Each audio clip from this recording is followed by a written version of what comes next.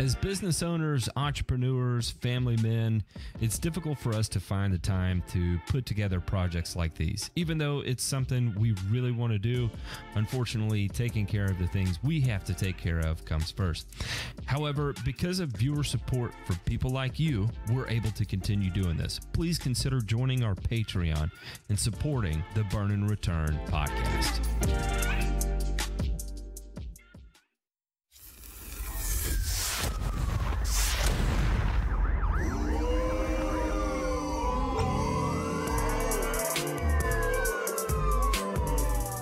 You're listening to Burn and Return, a weekly 1-hour podcast covering news from the agricultural and turfgrass industries.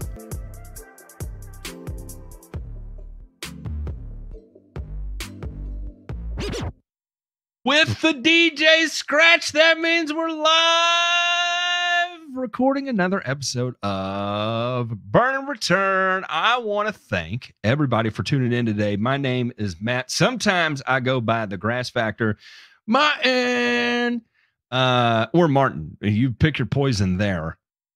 But it is what it is. And we have an absolutely fascinating episode for you today. We're going to double down since we were off last week, and we're going to do one extended long episode today where we cover 2 shows worth of information in one.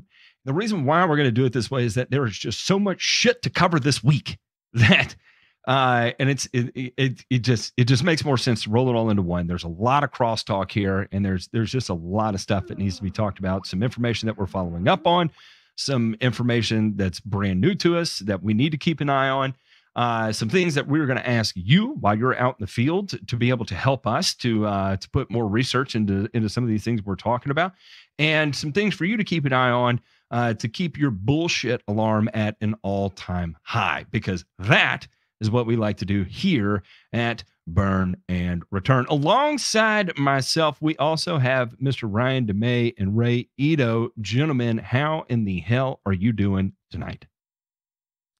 Well, after the pre-show, I've applied the medically directed ointment in the particular areas that would prevent me from itching those areas, and frankly, I feel better. So did you go with our show sponsor, Tough Actin' Tenactin? Yeah, wait. Boom! Right there. Oh, sorry, it's blocked out a little bit, but that's all right. Yep, you got it. Yeah, I mean, listen, it's basically like propiconazole in a cream form. If you can, if we had a sprayer, Ray, if we could make a Trident that could apply an ointment, I think we'd all probably be better off than using propiconazole. We just use tenactin on everything, right? Can we atomize it? We can't hear Ray, you, Ray. Turn your mic on, because I know you have an opinion about this. Ray's going to tell us about how turf in Hawaii gets athlete's foot. Ray has actually designed an atomizer applicator of Tough Actin' Tenactin, and he just sprays it on the bad people to keep them at bay. Ray knows better than to let the fungus. Here he is. All right. All right. Can you hear me now? Okay. Loud and clear. You know what? I do have an atomizer for that, in that if I wanted to apply tenactin, I'd probably get a pump that's similar to an airless paint sprayer. I was going to say, okay, Ray's out there with the Wagner power painter just misting down that fucking lawn. Just give it. Yeah, just give it what for. I mean, because, and true story, I think on the lawn forum, somebody literally asked me if they could use an airless paint rig. My sweet Jesus. And you know what I said? I said, yes, you can. You sure can. And the reason why is because an airless paint rig is made to put down small amounts of material rather precisely. So I said, sure you can. Just mix well, strain out any clumpy shit, and go for it. You heard it here, folks. By this time next year, we'll have a YouTube video out in a partnership with Home Depot that you can go into any Home Depot, get the Bare semi-gloss foundation, right? Go ahead and mix that up with your favorite pastel. Just pick a color right there off the swatches and put some tough actin in there and just go to town on your lawn. So we'll have videos next year, Matt, with people that have like a lavender pastel. Maybe, there's any number of colors you can go with on the Wagner Power Painter app. So I'm excited about that. I am too. As a matter of fact, let's go ahead and jump into this week's headlines and let's start making people angry. Thought we did that just by showing up. This is just the news, and there should be nothing to fear. But you know what? We are going to give it our best to absolutely freak you out. Just kidding. For those of you that have ever heard that what was it that Alex Jones said? He's in the news right now, and everybody has heard him say that the chemicals in the water make the frogs gay. And then you type into Google right now. You can type in to a Google search atrazine and frogs, and we'll read from these sources real quick, just the headlines. This is going to be from Berkeley University. Pesticide atrazine can turn male frogs into females. Another one from Berkeley, atrazine exposure disturbs frogs' sexual development. This is from PNAS. Atrazine induces complete feminization. This is actually from a journal, right? And that we'll talk about this a little later. From National Geographic, weed killer makes male frogs lay eggs. And then, of course, we have the other one from the NIH, again by Tyrone Hayes, hermaphroditic demasculinized frogs after exposure to the pesticide atrazine. Scientific American, a common herbicide turns some male frogs into females. We have Niche Canada, chemical castration, white genocide, and male extinction. Atrazine works as an endocrine disrupting chemical converting testosterone to estrogen in frogs, so therefore it may be happening to humans as well. And then in the New Yorker, hermaphroditism was induced in frogs by exposure to atrazine at levels 30 times below what the EPA permits, right? So this is not a new thing. This is not a partisan issue. This is not just Alex Jones being Alex Jones. Everyone has bought into this, seemingly, right? Well, now the EPA is bringing, at time every so often, herbicides have to go back before review of atrazine, and now is the time that atrazine is back in front of the EPA again, and rightfully so. Corn farmers are a little freaked out because they use a fair amount of atrazine. Dan Wesley is a corn farmer, and atrazine is not only an herbicide; it's a great tool for his livelihood. He uses it for weed control, and he doesn't have to till as much. Effective with other herbicides, it makes those other products work better, so he uses less of them. But the EPA is proposing to reduce the amount of atrazine farmers can use on their fields, and it's concerning Wesley. They're not eliminating it, but it basically does eliminate it. It makes it ineffective, and at a reduced rate, it just causes more problems. Hello, anyone who has ever heard of herbicide resistance, and already atrazine is one of the ones that's kind of leading the way in herbicide resistance. And if you don't believe me, back in the day when I got into this business, Simazine used to actually have post-emergent activity on Poa annua. And then when Simazine stopped working, atrazine had post-emergent herbicide activity on Poa. It actually worked very well. And then when atrazine stopped working, what we figured out is that we could spray it at low volume. And for whatever reason, increasing the concentration but maintaining the rate, you could still get effective control of Poa annua. And then it stopped working. And that's the end of the story of atrazine in turf, right? Well, at least in Bermuda grass for the control of Poa annua. It still has some pre-emergent activity, and you're going to see it used in some of your more obscure grass types, a la centipede grass in St. Augustine, right?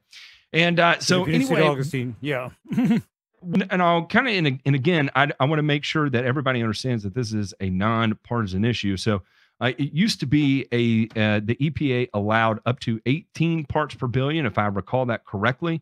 And then we revisited that during the Obama administration. I think we corrected that down to 13 parts per billion. Then I think during the Trump administration, it was raised from 13 to 15 parts per billion. And now the new proposals is to drop that down to like 2 to 3 parts per billion, right? Okay. And so It's and I want to point that out is that no, this has not been a traditional left thing to get rid of atrazine. It has not been a traditional right thing to get rid of atrazine, even though there is a person like Alex Jones who has made the argument atrazine has made the frogs gay. For how many years have people heard that, right? This is completely nonpartisan and both sides. Now, what we are experiencing now with specifically the Biden administration, he's the one. Well, his administration is the one that at least that's going kind of rogue on this and turning it all the way down. Now, about this, and I'll let you gentlemen talk about this regarding the frogs being gay in this. In 2002, Professor Tyrone Hayes and a group of his subordinates got a paper titled "Hermaphroditic Demasculinized Frogs After Exposure to the Herbicide Atrazine at Low Ecological Relevant Doses," published in Proceedings of the National Academies of Science. It claimed that field level exposures of the herbicide atrazine was resulting in the vocal abilities of frogs being warped, and then ultimately they were experiencing sex changes as a result of that. And as later exposed by the Wall Street Journal, his paper was not peer-reviewed. It was hand-walked past peer review by a member of the Academy. His friend Dave Wake, whose wife was running Hayes' department, used a then existing courtesy mechanism to review the paper himself. And then it's where it even gets weirder, is that there's been a lot of follow-up studies after that were not able to reproduce the same results of the original study. And so, but unfortunately, this is one of those things where the news gets a hold of it and then it gets run rampant throughout everyone, and it fuels, people like Alex Jones and it's not that there's something in the water, it's that the water will kill you type approach, right? And unfortunately, this has also been reiterated and compounded and reinforced by National Geographic, the National Institute of Health, Berkeley University, Scientific American. So, again, I want to point this out that everybody is crazy over the word chemical, and specifically anything that the boogeyman can be pointed at will be pointed at. And unfortunately, chemical seems to be the one. And even worse than the word chemical is the word pesticide. Pesticide is always equated with death, right? Because oftentimes that's what it's used to do, is kill things. And so unfortunately, if it kills some things, therefore it must kill all things. And then of course is that argument, the poison is in the dose kind of sort of deal, right? And then we've just gone into complete and total clown world over the whole thing, where you can't talk about it because unfortunately you have the most reliable research institutions and government institutions in the world that are also repeating the same thing without a whole lot of collective walk back from it when it's been exposed as potentially having a major issue on the front end of it, right? So, gentlemen, I wanted to get your take on this. How are y'all going to handle it with intersex frogs? And listen, if I'm not supposed to say the word hermaphrodite and I'm supposed to use the word intersex, I apologize. Look, I can't keep up. I'm 36 years old. It's probably changed 17 times. Yes, I am. It's probably changed 17 times in the last 16 years, and I just don't know what's right anymore. But according to the National Institute of Health, they use the word hermaphroditic. So I would assume that hermaphrodite is capable of being used. But this was also back in 2002, which was 20 years ago. And I don't know. A lot has changed since then. Which is painful to think about. And it is, that part is, the fact that 2002 was 20 years ago. But also what's painful to think about is how many times the definition of hermaphrodites probably changed since then too. And that I'm probably going to get kicked off the internet for that. So I don't know, whatever. All right. Guys, talk to me. Genitalias be what they may. I'll go ahead and comment on the issue at hand. I think folks are going to probably wonder, hey, atrazine, right? What is it and how is it used and things like that. To Matt's point in turf, it's been used for a long while, as a very effective tool in managing POA, especially in the Southeast, right? On warm season turf. It's kind of gone the other direction now because of what Matt has said, where we see resistance issues and some other problems with it in terms of controlling stuff. Now, on the flip side, though, one thing I want to talk about, Ray, is pigweed. Pigweed is a very, very big problem here in the Midwest in crop fields, particularly because it's very resistant to glyphosate. So it's become very difficult to control with glyphosate. And what has been learned, right, over the last, maybe 10 or so years, is that atrazine combined with mesotrione, which we know as tenacity and what's known as calypso in agriculture, it has a very good, those two chemicals combined, mesotrione and atrazine, have a very good synergistic effect, right? So Matt's talked a lot about in his previous catalog of videos and things like that, where, and I know Ray subscribes to this theory, and I do too, using one mode of action, especially on difficult to control weeds, is asking a lot of chemistry, right? It really, really is. And so some folks have figured out that, hey, this can be a tool, this can be a way that we can control this very difficult to control weed, but now this regulation, or the level of regulation that they're talking about and proposing, could really put a dent in that. And so the question that the farmer in the article, and I'm sure farmers all across the Midwest in particular have, is what do we do? You have villainized glyphosate, and notwithstanding the fact that it's not effective on some of the weeds that we're facing out here in the fields, but you're taking away another tool from me that allows me to not spray glyphosate, which is bad, right? That we consider to be bad, or at least societally considered to be bad.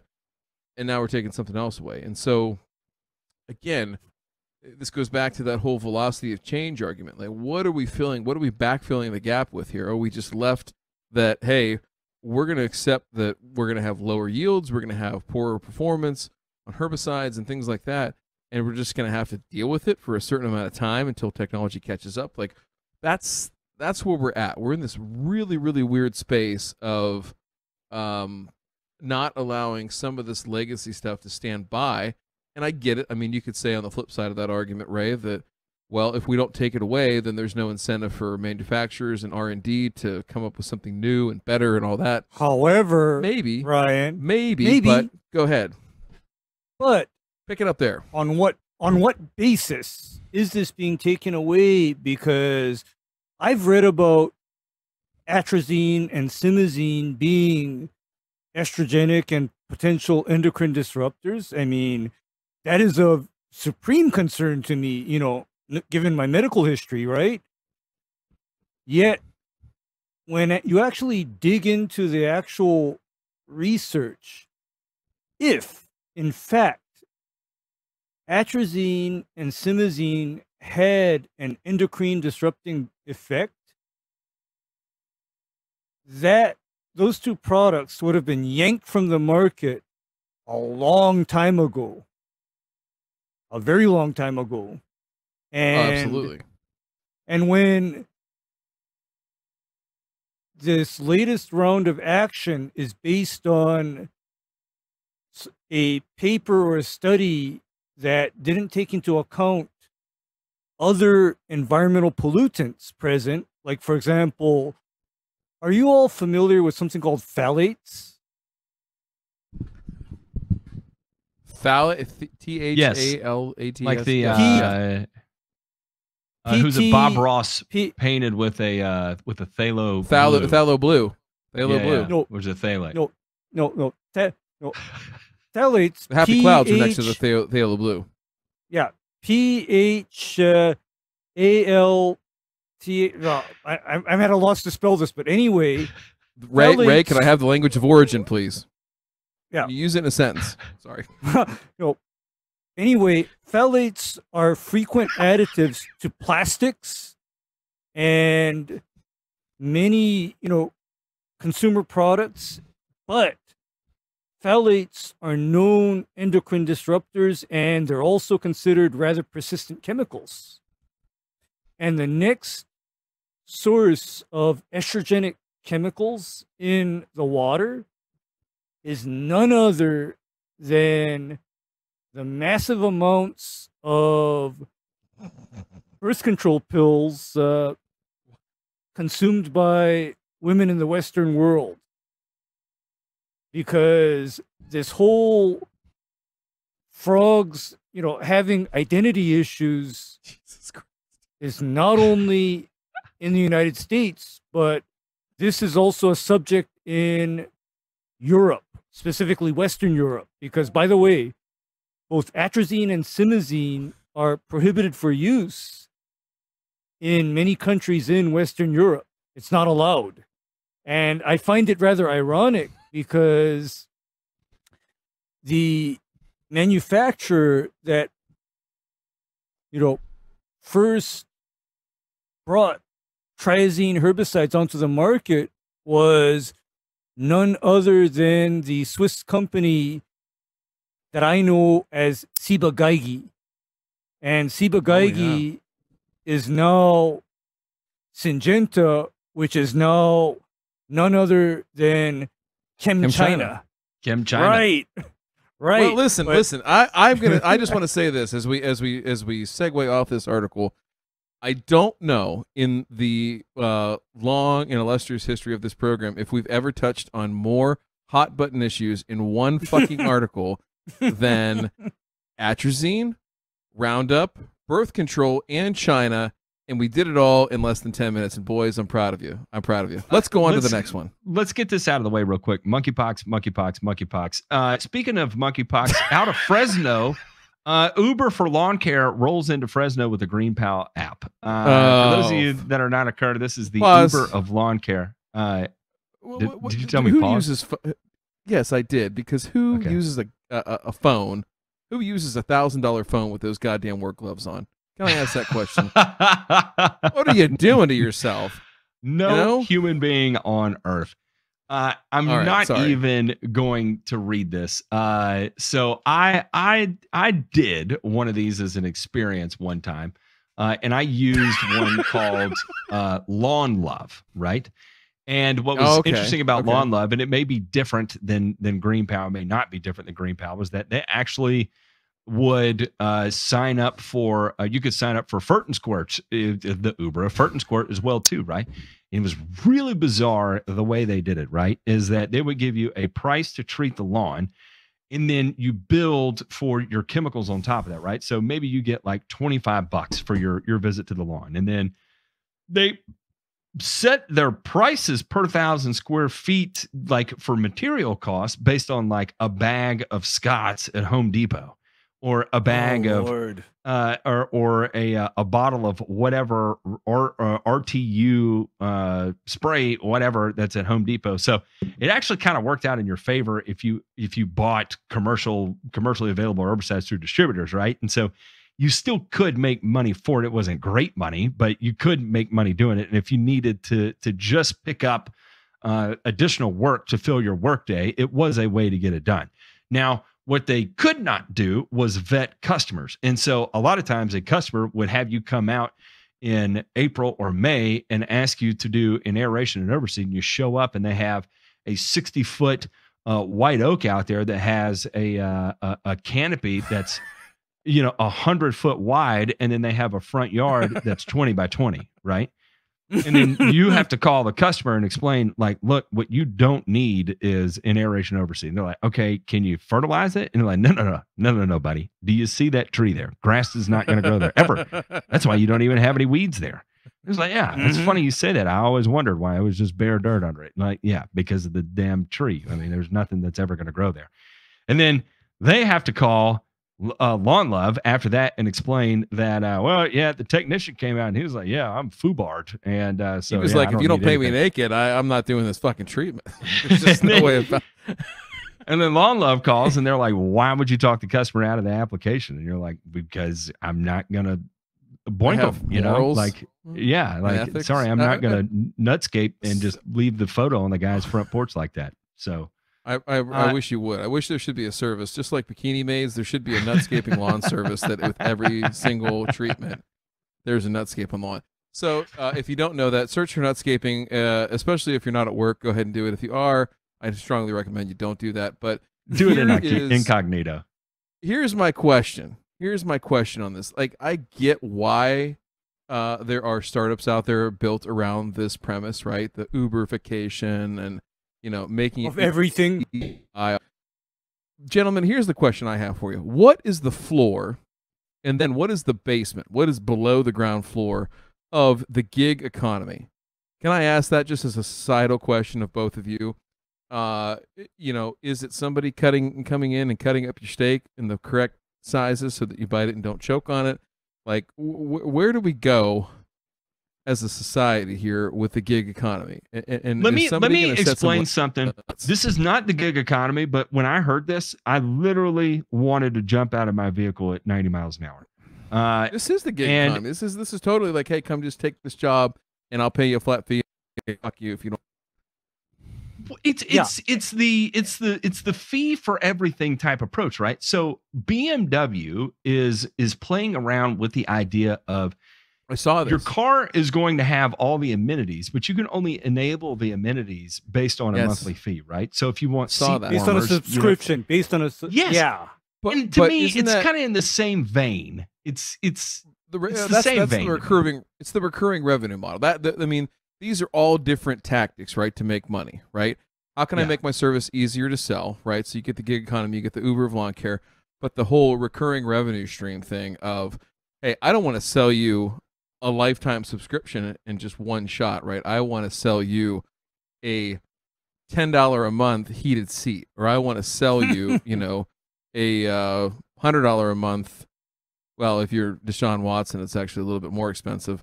$100 million a month subscription to the Oriental Massage Parlor. I mean, whatever. I'm saying that because he's a piece of shit, not because I'm a fan either. I am a Browns fan, but that guy's a piece of human trash. But I'm just saying, like, you've got people that have put a price to everything, and it's just not that way, is it? Or am I wrong? Am I like too old fashioned to think that, hey, there's still some shit you got to do yourself?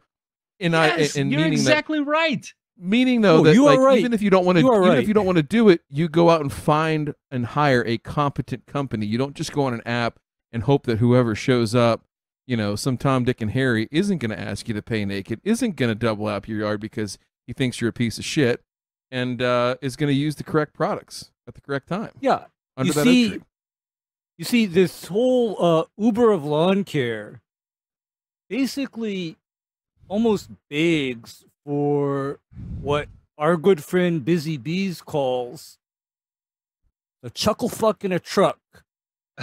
Show up. That was make a mess. I coined that term. I coined that term for him. Yeah, but then he, turned me on to that. He said, "Ray, you know what DeMay calls this? The chuckle fuck in a truck." And I said, "Oh dear." And it's not chuck in a truck. It's chuckle fuck in a truck. Yeah, it's a chuckle fuck in a truck. And you know what? This just your lawn.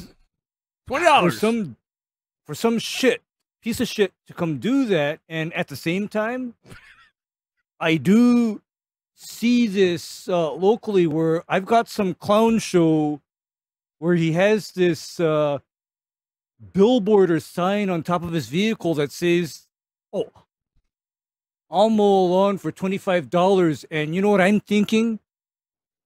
$25 is what I charge to answer my fucking phone. Okay? I was gonna say it said Papa John's, and then underneath it just said Lawns. He put that in there with like a Sharpie or because something.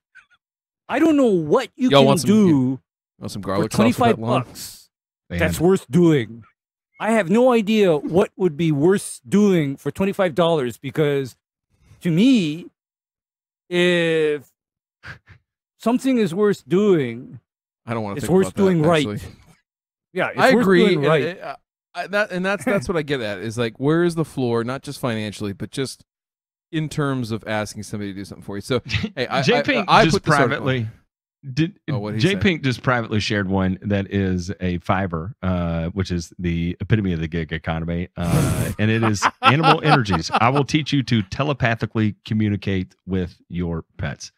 For $5, mind you. That may be the basement. You know what? Well, listen. I have more respect for the people that put in the time and stand by the freeway off ramp for 7-8 hours and make more money than this fucking guy does.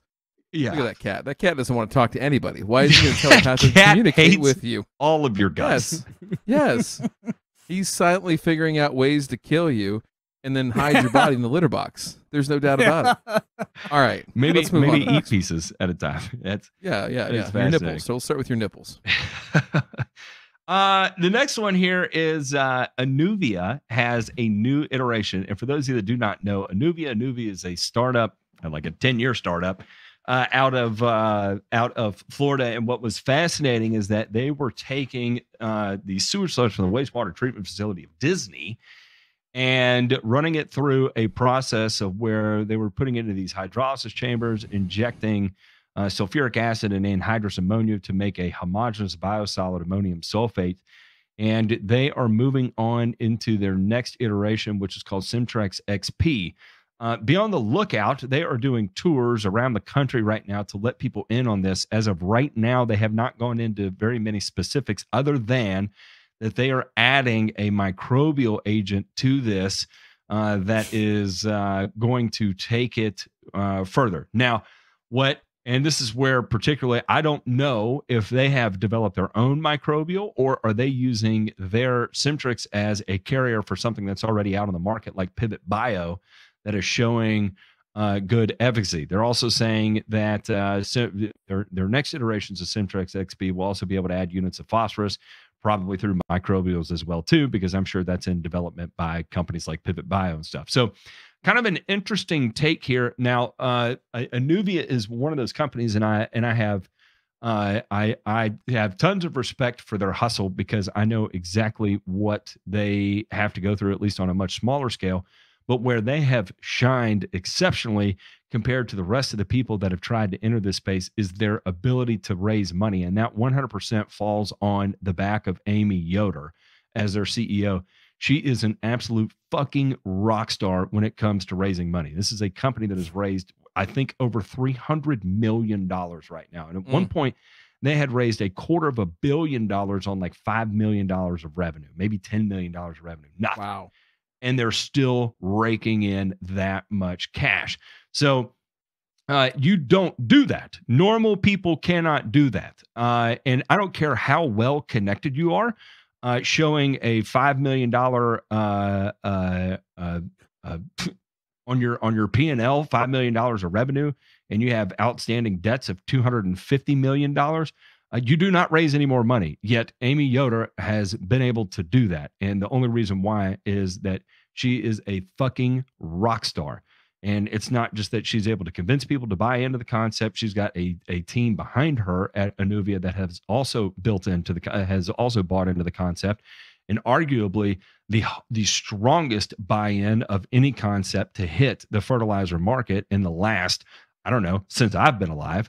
And so I absolutely 100% respect the shit out of that level of dedication, skill, and communicability that she has and has brought to the market. Now, on the other hand, is that I would be critical of this until I better understand of what their microbial action, what their microbial product that they're sparging onto this is.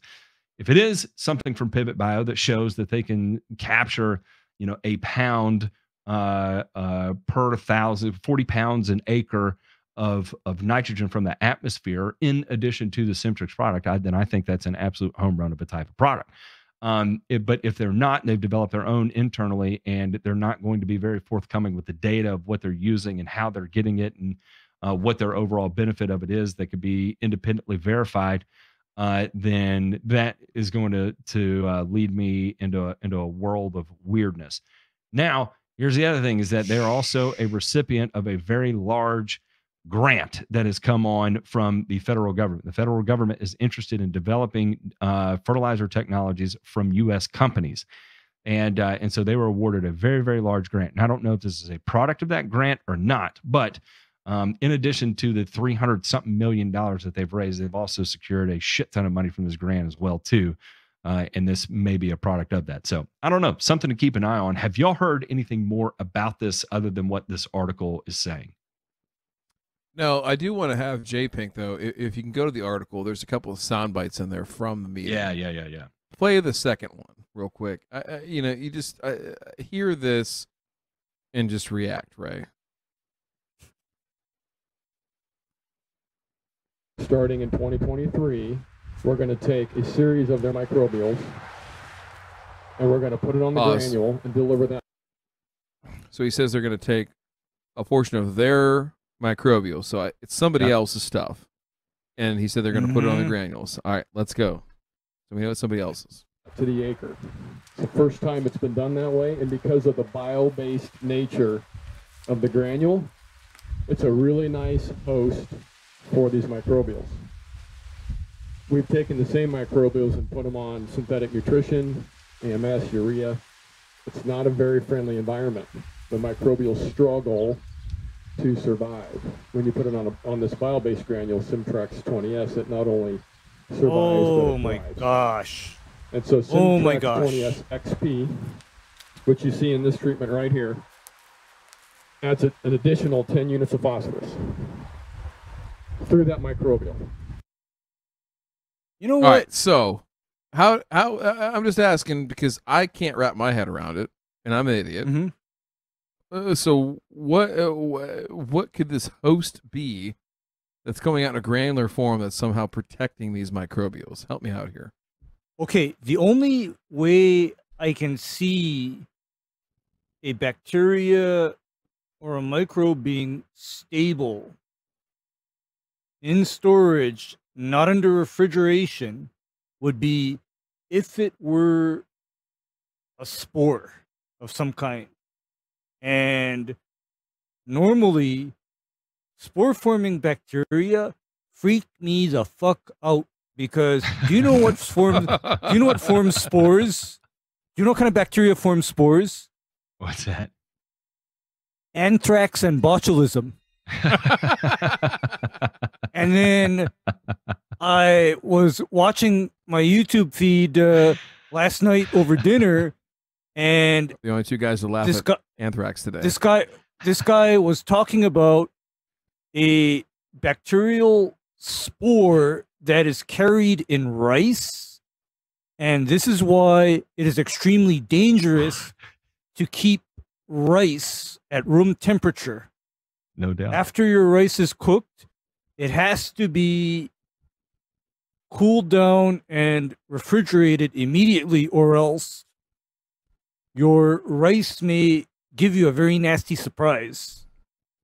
But the bacteria responsible for that is called Bacillus cereus, and this bacillus forms a spore, and that spore is carried in the uncooked rice. It survives the rice being cooked, and that spore then comes back to life and reanimates after the rice has been cooked and the rice is under 130 degrees Fahrenheit. So things that are in spore form, I mean, and furthermore, here's my next question. Has the biosolid material that Anuvia is using, has that been tested for forever chemicals? So one of the things I can say is that they are not using biosolids anymore. They maxed out. There was something that happened with Disney. I don't know what exactly it was. It's not what they're doing anymore. Now they're focusing more on food scraps than they are on the waste. But Nat, food scraps in can also contact contain with plastics. Yeah. So it is interesting. It would be something I would like to see. I know they use a lot of protein hydrolysate on their label now versus biosolids that used to be on it. And that protein hydrolysate, food waste, hydrolysis tank, sulfuric acid, anhydrous ammonia. Do you see where I'm going with that kind of thing, right? So, that reaction is a hydrolysis reaction, and then you're combining an organic matter with a homogenized what do they call it? A complex or a what's the word? A matrix.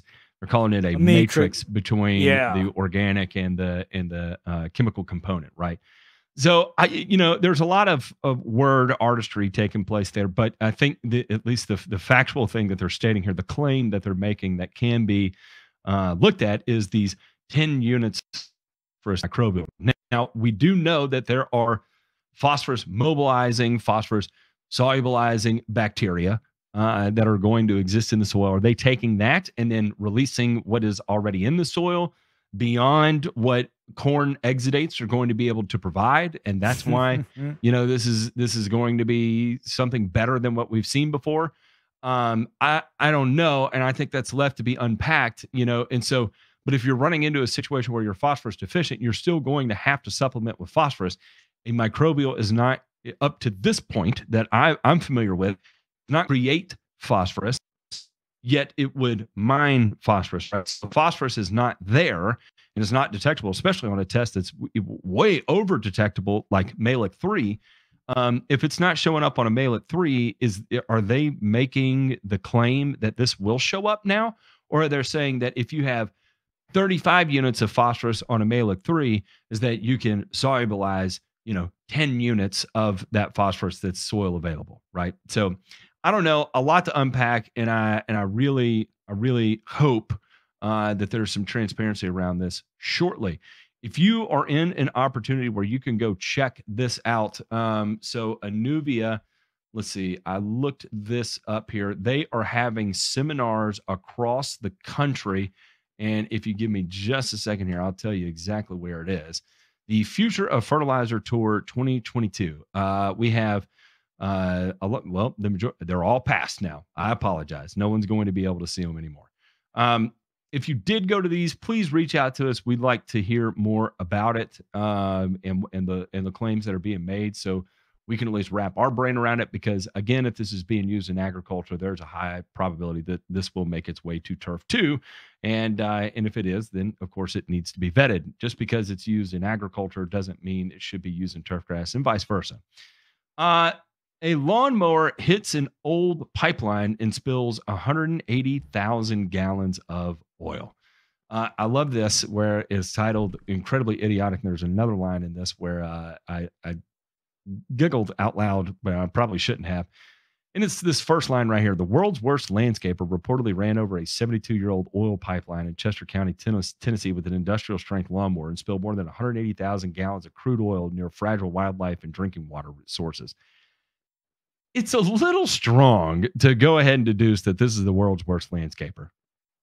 And I'm not sure what an industrial strength lawnmower is. That sounds like a detergent or some sort of corrosive material, but we could just say a commercial mower would probably be a bit more appealing than the charged term industrial strength lawnmower. It's fascinating.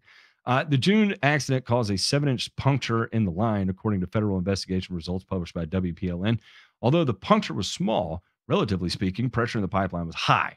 The pipeline operator have increased pressurization since the country's fracking boom and the reversal of the U.S. oil export ban in 2015. That means oil companies are pushing more product faster and with little government oversight. A part of that problem, maybe too, is that we're kind of in a shitty situation right now where oil prices are at damn near record highs, and so that may also parlay into it. And I don't know if you recall where we had the administration telling us that. If it wasn't the gas stations that were, raking too high of margins, it was that the refineries were not producing at a fast enough rate. So, again, a bit of a squeamish little consolidation here. Anyway, in addition, the spill occurred next to the Memphis Sand Aquifer recharge zone, which feeds into Tennessee's largest groundwater source.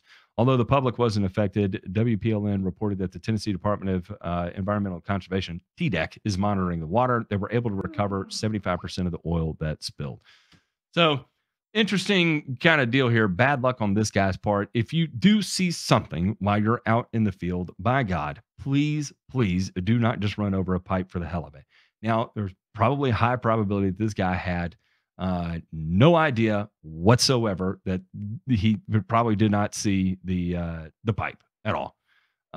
It's one of those things where you accidentally hit it, and Lord have mercy, are you in for a wild surprise when 180,000 gallons of crude oil start pouring out. That's a bad day. Yeah. Right. That is just horrible. And what do you the do in thing this is situation?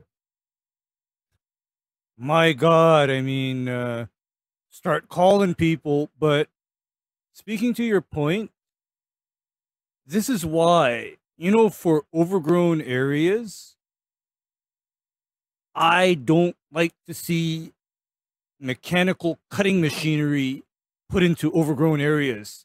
This is one of the reasons why.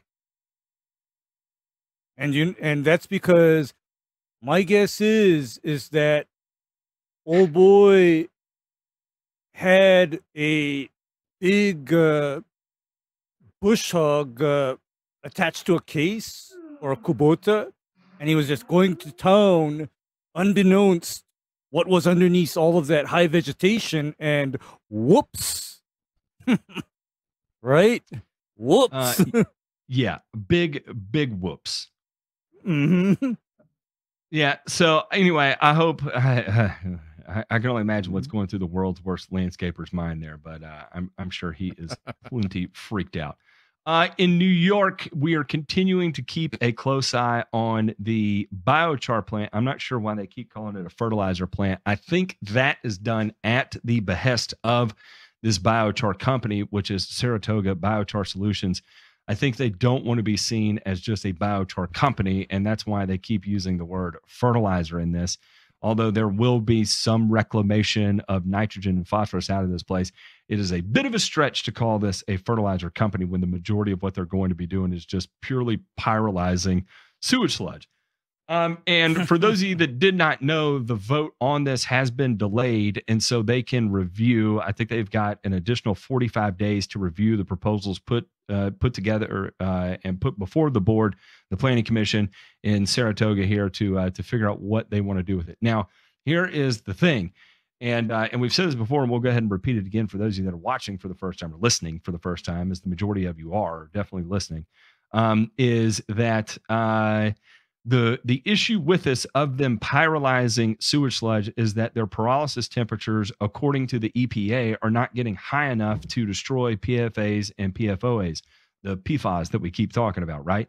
And the local town is kind of freaking out about it, and they don't really know, they don't feel confident in the answers they're getting from Saratoga Biochar Solutions. Then there's some other things that are going to, is that there's going to be significantly more truck traffic on the road to move this from point A to point B.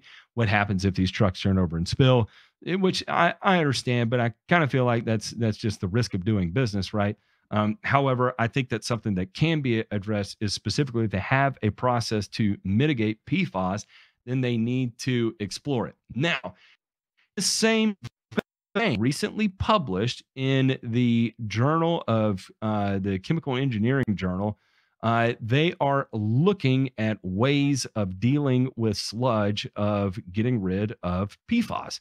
And so again, this is way new into the research zone here, and I will share this so J Pink can at least put it in the show notes if anybody's interested in learning about it.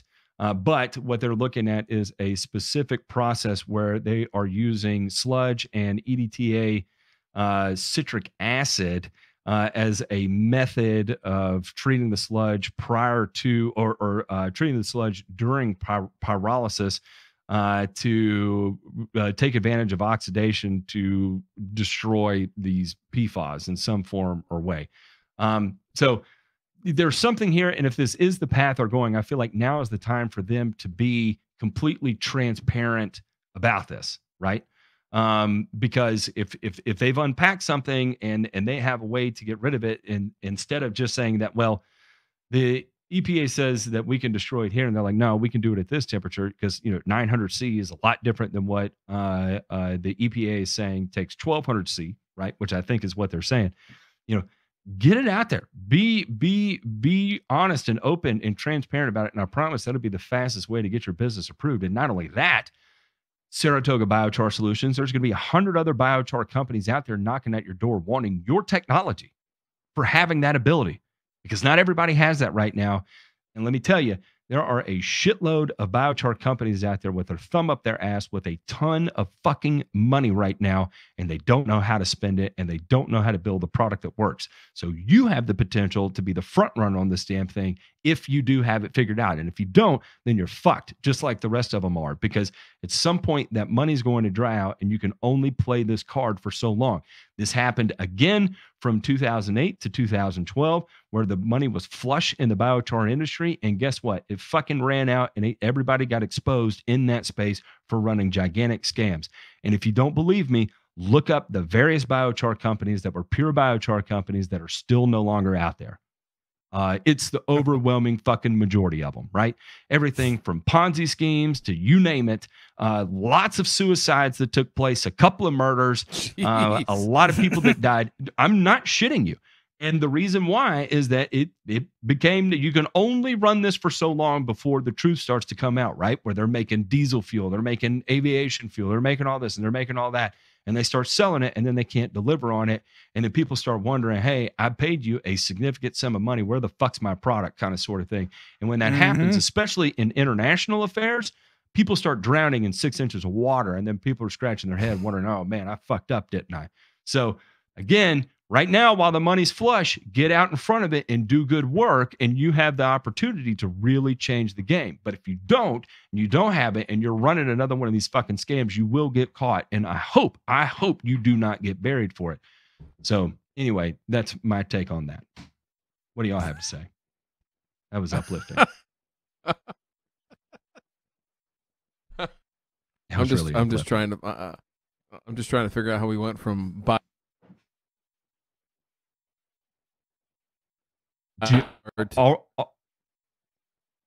you're trying to figure out how we went from biochar to look at this.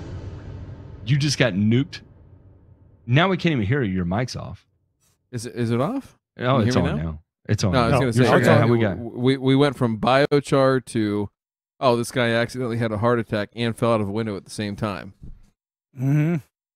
When people are found hung to death in a tree and they have a shotgun blast in their chest simultaneously, and it's a weird thing when that immediately gets named a suicide, and they're also being investigated for stealing, tens of millions of dollars. It's weird. Okay, it's similarly to where this has happened locally, where people would get buried at the low tide mark at the beach. Okay, they get buried, and you see, the way you avoid getting buried is, number one, don't mess around with the streetwalkers, and number two, stay away from the backdoor gambling operations, because when you cannot pay your marker, remember my thing about how I always like more sand? That would be the instance where I don't want more sand.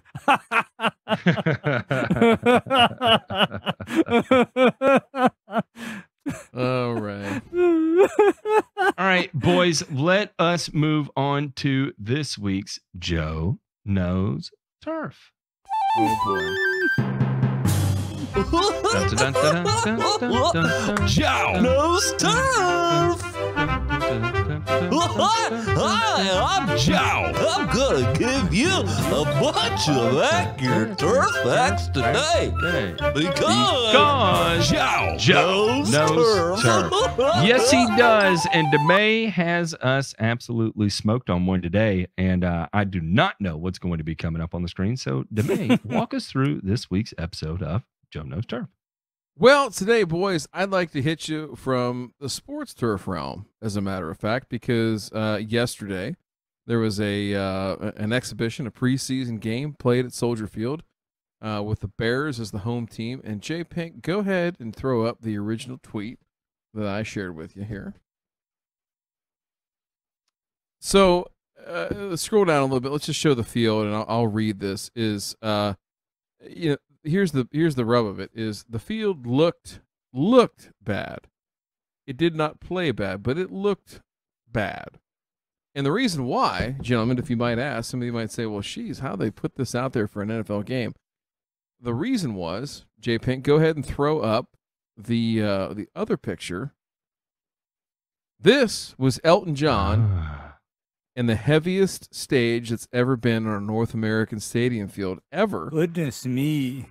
Right there. And this was Friday of last week. So not the day before the game, but 8 days prior. So the way this all worked out is they finished this show up late Friday night. Saturday they started the teardown, and probably sometime Saturday night, Sunday morning, all of this flooring, which is pedestrian flooring here, and what you can't see is down the stage, it's all flooring. It's a lot thicker.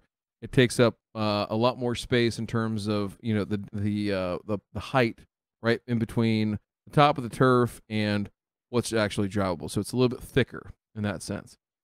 And so what's happened here is that we've got a scenario where, you know, a bunch of people have piled on. J-Pink, if you want to go back to that original tweet and go down to the quote tweets, and let's just see what some of these people had to say.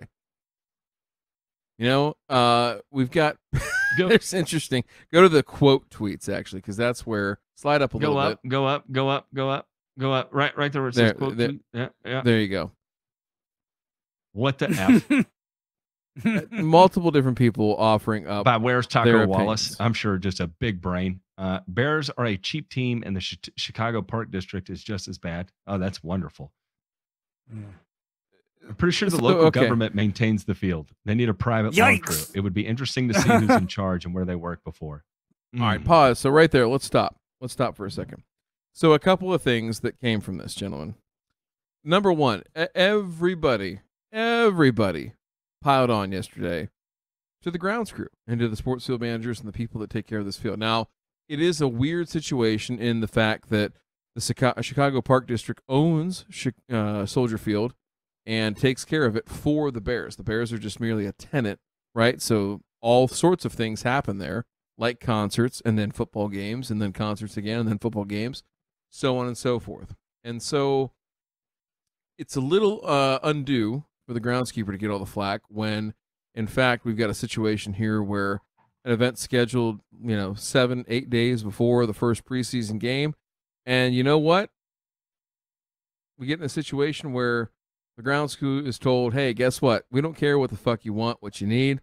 But you know what? We're having a concert because we need to make some money. And guess what? We're having a preseason game because the Bears are our primary tenant. And we have no choice. And you want to sod something or you want to do something? No. We're not going to go out and spend $250,000, $300,000 to go ahead and pull up this sod and then put down thick cut sod and be able to play that game on Saturday. No, not for a preseason game. We're not doing that. So we'll just take what we get. And the fact that these folks were hung out to dry. I mean, hung out to dry. There was nobody that came on here and was like, hey, it's this, it's that. Here's the reason why. It was strictly, hey, the field was in not so good condition. And to be fair, to be really fair, there's a couple of things I want to address here, boys. Is sports turf's a lot different than most types of things, right? It doesn't necessarily matter how it looks. It doesn't matter how it looks necessarily. It's important how it looks, but it's not necessary with how it looks to play well. Same thing with a golf course, right? I think in lawn care, we are so focused on how things look from an aesthetic point of view that we don't understand when we get into sports turf and golf course turf that how it plays is far, far more important than how it looks. And so I want to start this off by saying that this is completely superficial. There is nothing on this field that would cause it to be detrimental to play, especially at the highest level at the NFL. So that's number one. Number two, and I want to get your guys' take on this, is, how long would you all put up with somebody basically saying, hey, you know what, Matt or Ray, I've got to have the bowling green looking good. Or Matt, I need to have this lawn at this, high-end property looking good. But you know what? I'm going to hold a fucking Matt, I'm going to hold a graduation party on that. And Ray, I'm going to hold a goddamn cocktail dinner on that lawn 3 or 4 or 7 days before when I need it to look good. What would you all say to that? You know what? I would say, oh, that's cool. I hope somebody's got the money to put where the freaking mouth is, because we might be looking at a strip and a resod, period. And if you don't have the money or the means to do so, then you seriously consider how you treat that turf. Because I'm kind of in a similar situation right now where I deal with the property where they have the wrong grass in the wrong place, but that property is hired out for weddings every single week, and it will continue to be hired out for weddings well into November or December. So at the same time, I ran into an issue where these people, due to lack of education, whatever, they told me, oh no, we don't want the grass growth regulated. Well, guess what? PGR is one of my main tools for mitigating the main issue with this grass being in the wrong place, in that I utilize this PGR, for example, to help the grass deal with low light conditions, excessive shading, because I told these people, okay, I can go without the PGR, but you see all the coconut trees and whatever shading this lawn, all these freaking trees got to come down right now. Everything's a trade-off. You know, I'm a head case. I would not be able to psychologically handle that kind of pressure. I mean, let's just be honest. And then the second thing that I would say, Matt, in response to this is, how many people had injuries due to turf giving way under them? Okay, then everybody can shut the fuck up. Shut the fuck up. Yes, exactly. Suck my dick and shut the fuck up. And if you feel like you need to talk some more, eat it again. All right, so then let's look at this real quick, because a couple other things I want to bring to light, right, for the general population that's listening to the show. So go ahead and slide up JPink on the original tweet I sent you, and let's see what JC Treader, who is the president of the NFL Players Association, had to say. He says, the NFL said this field met the minimum testing standards. We clearly need to reevaluate what is an acceptable surface for players to compete on. We need new testing metrics looking at the performance and safety of every field. The NFL can and should do better. Now, so what JC... Go ahead. What JC is referring to, he is the president. He's a player. He's a current player. I think he's a free agent right now. He's a current player, and he's the president. He's the president of the union, right? The players' union. And so JC's advocated in the past that all surfaces in the NFL need to be natural grass, because he thinks that synthetic is unsafe. Interesting position. I would tend to agree with him for a variety of reasons. But in this case, he says that the field met the metrics and the standards that the NFL has in place. And the NFL actually has a testing protocol that all clubs, regardless of whether it's synthetic or natural grass, have to pass within 72 hours of kickoff, right? So they do that. The field's certified, and it's ready. The NFL says it's good to go. He's saying they need to go beyond that. And I would love to sit down with JC and say, to what degree do you need to go down the rabbit hole? Do we need to have a certain color of green? Do we need to hit something on the Pantone chart? Do we need to have a swatch out there that says, hey, it needs to all be the same color? Because, again, we're just dealing with superficial bullshit damage. I mean, a lot of this stuff is either foot traffic, it's people puking and it's going through the floor, and you got fucking stomach acid killing grass, things like that. But there's nothing out there, right, that would render somebody unsafe. So, all that being said, right, you've got these different issues at play, right? And then I want to take it to another level. because here we go. Let me send this here to J Pink. Somebody sent this to me because there were some angry tweets that came out, and somebody sent this over to me here last night, and I would like to point this out.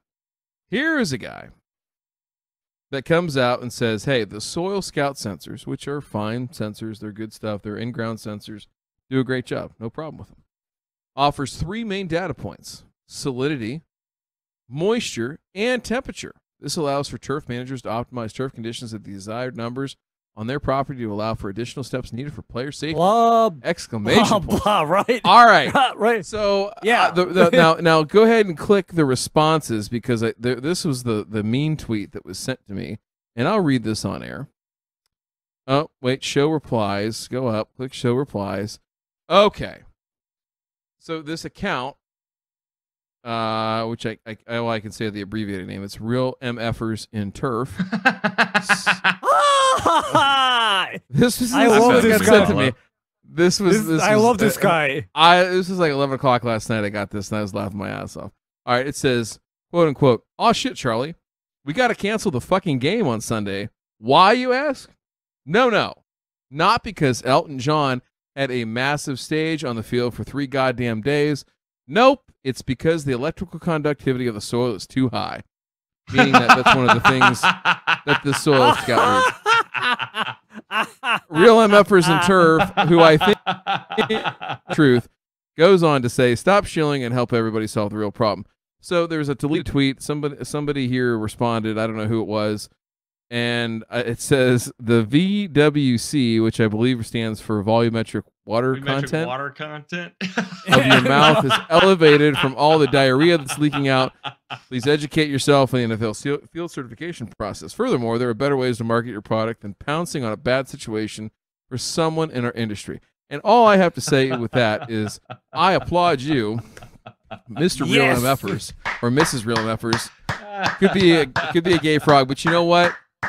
The fact, gentlemen, I just wanted to highlight this because the buy my shit people are not just in the YouTube space. They're not just in the homeowner space. They're not in the prosumer DIY space. They are everywhere. And They're know what? Everywhere, right? Yeah. The fact, listen, I don't care what industry you're in. If you are going to sit there and wait until something bad happens and then jump in and say, well, hey, I've got the solution, at somebody's weakest moment, you yourself, sir or madam, are a piece of fucking shit. Can we all agree on that? Yeah, absolutely. Yeah, because you see, when somebody says they have the solution or the answer, you know what I'm going to tell them to do? I'm going to tell them to go kiss Ryan's hairy ass because they're bullshitting me. They're lying. Anybody that says they have the solution without any understanding of all the nuances to that situation, they're lying. They just have shit to sell you. I just got to make sure that you haven't gotten my personal medical history and seen my monkeypox chart. How did you know my ass was hairy? You said it before. That's why. Fair. Hey, fair. Ryan, Right. You got a little deep on the nutscaping pictures. Come on. Yeah, because that angle was just pitched up just enough. Yeah, you had it on ball one angle. Is that ball hair or ass hair? Is that ball hair or ass hair? But in any case, shows a little too much. I can't tell. Yeah, but in any case, a little shorter, curlier up there.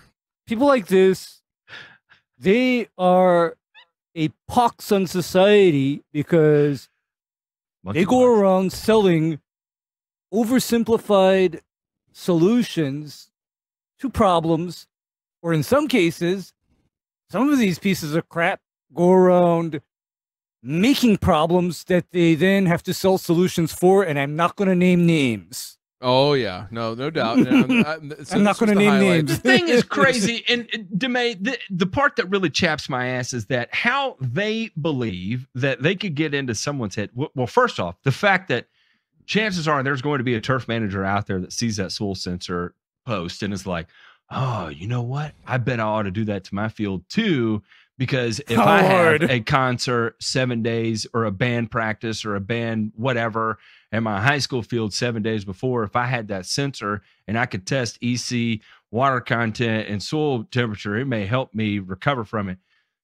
But the thing is that when we're talking about that kind of traffic, how the fuck those three metrics are supposed to parlay into sort of any kind of actionable data on the back end is beyond me, and it's laughable to think that's even a serious approach. But unfortunately, we only have the people of our own ilk that do end up pulling the trigger on that to fucking blame.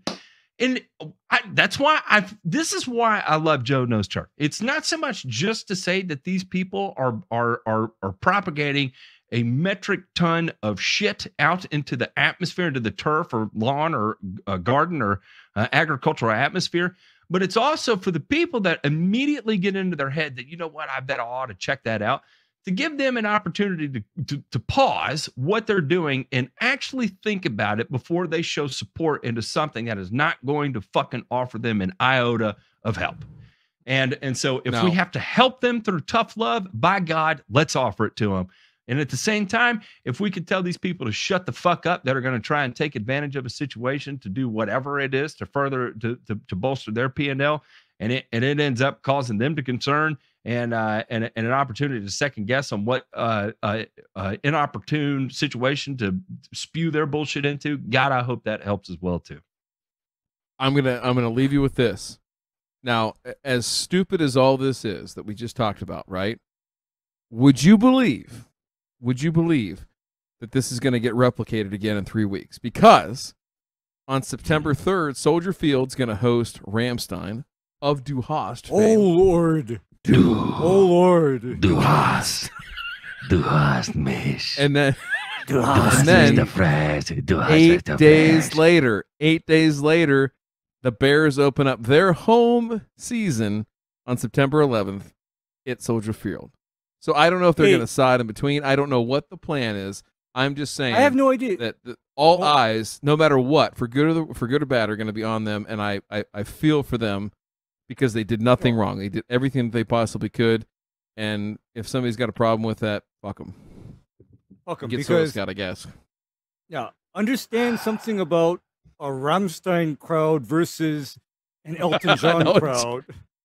Yeah, okay. There's a huge difference because you see, I actually went to an Elton John concert in the early 2000s, and I was literally the youngest guy there, literally, and it was a very quiet and polite crowd versus. I can only imagine what would be going on at a Rammstein crowd. I mean, all I'm going to say is that if there was somebody, if I had to pick a pyrotechnics designer for my concert and I was Rammstein, I'd pick Ray because, as J Pink alluded to, there's nobody that's going to get more out of 100,000 gallons of jet fuel than Ray Ito. Let's be honest. All right, gentlemen, that is this week's Joe Knows Turf. And a big shout out to our sponsors, the patrons, patreon.com/burn-and-return. For those of you that do not understand what we do, it's because of the patrons. We are going to host our upcoming second annual event at Louisville, Kentucky. And this is going to be open to our patrons. We're going to do a live show there, and it is going to be the absolute time of your life.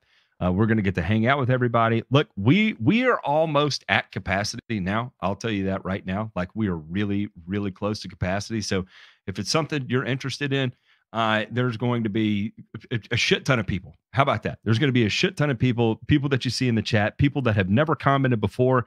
There's going to be lawn pros there. There's going to be people that are like next level of homeowners that are there. There's going to be people there that probably hate taking care of their own yard, but are just interested in the industry because it's an escape of what they do for a living. But you know what? Everybody's there under a common cause.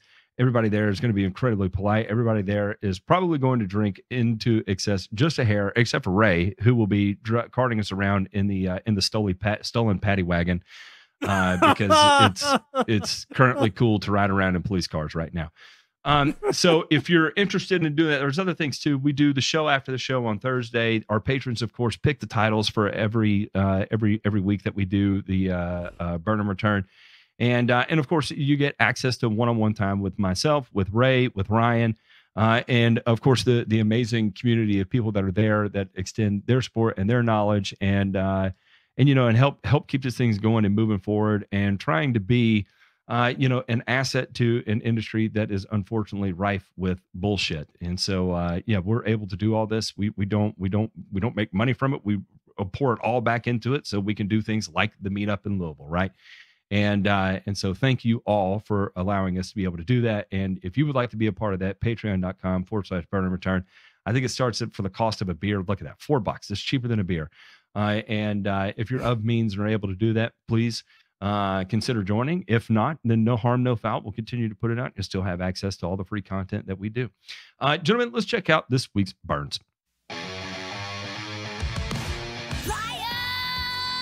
Fire is right, because damn it, I'm coming out of the gate swinging.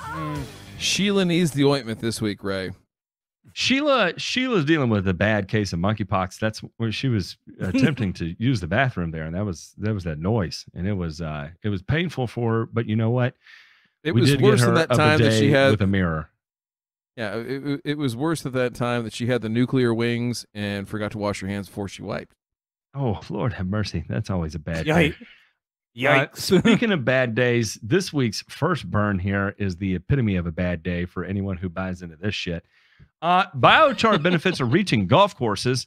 And this is by Jonathan Delosier, and you better believe he is going to get an email from me, and I can't wait to write this one. And it writes, as increasingly large regions experience water shortages, California-based VGrid Energy Systems, its Persist biochar soil additive, aims to put a dent in required golf course hydration and fertilization. According to VGrid, golf courses can cut water use by 40% through the use of biochar. It explains what it is. And then, of course, they have VGrid CEO and co-founder Greg Campbell says his company has allowed select customers to try out Persist biochar with plans calling for broader promotion to begin no later than September. More and more people have been expressing interest to us, but we're just starting to roll it out. Kind of word of mouth thing. We got a recent order from Twin Dolphin Golf Club down in Los Cabos. There are a couple other courses that are getting quotes and samples, but it's moving along pretty quickly after they hear about all the benefits. Oh, my God. There were a ton of connections made through the GCSAA, but we're waiting on a big sales campaign. We want to be marketing in September. That's pretty set in stone.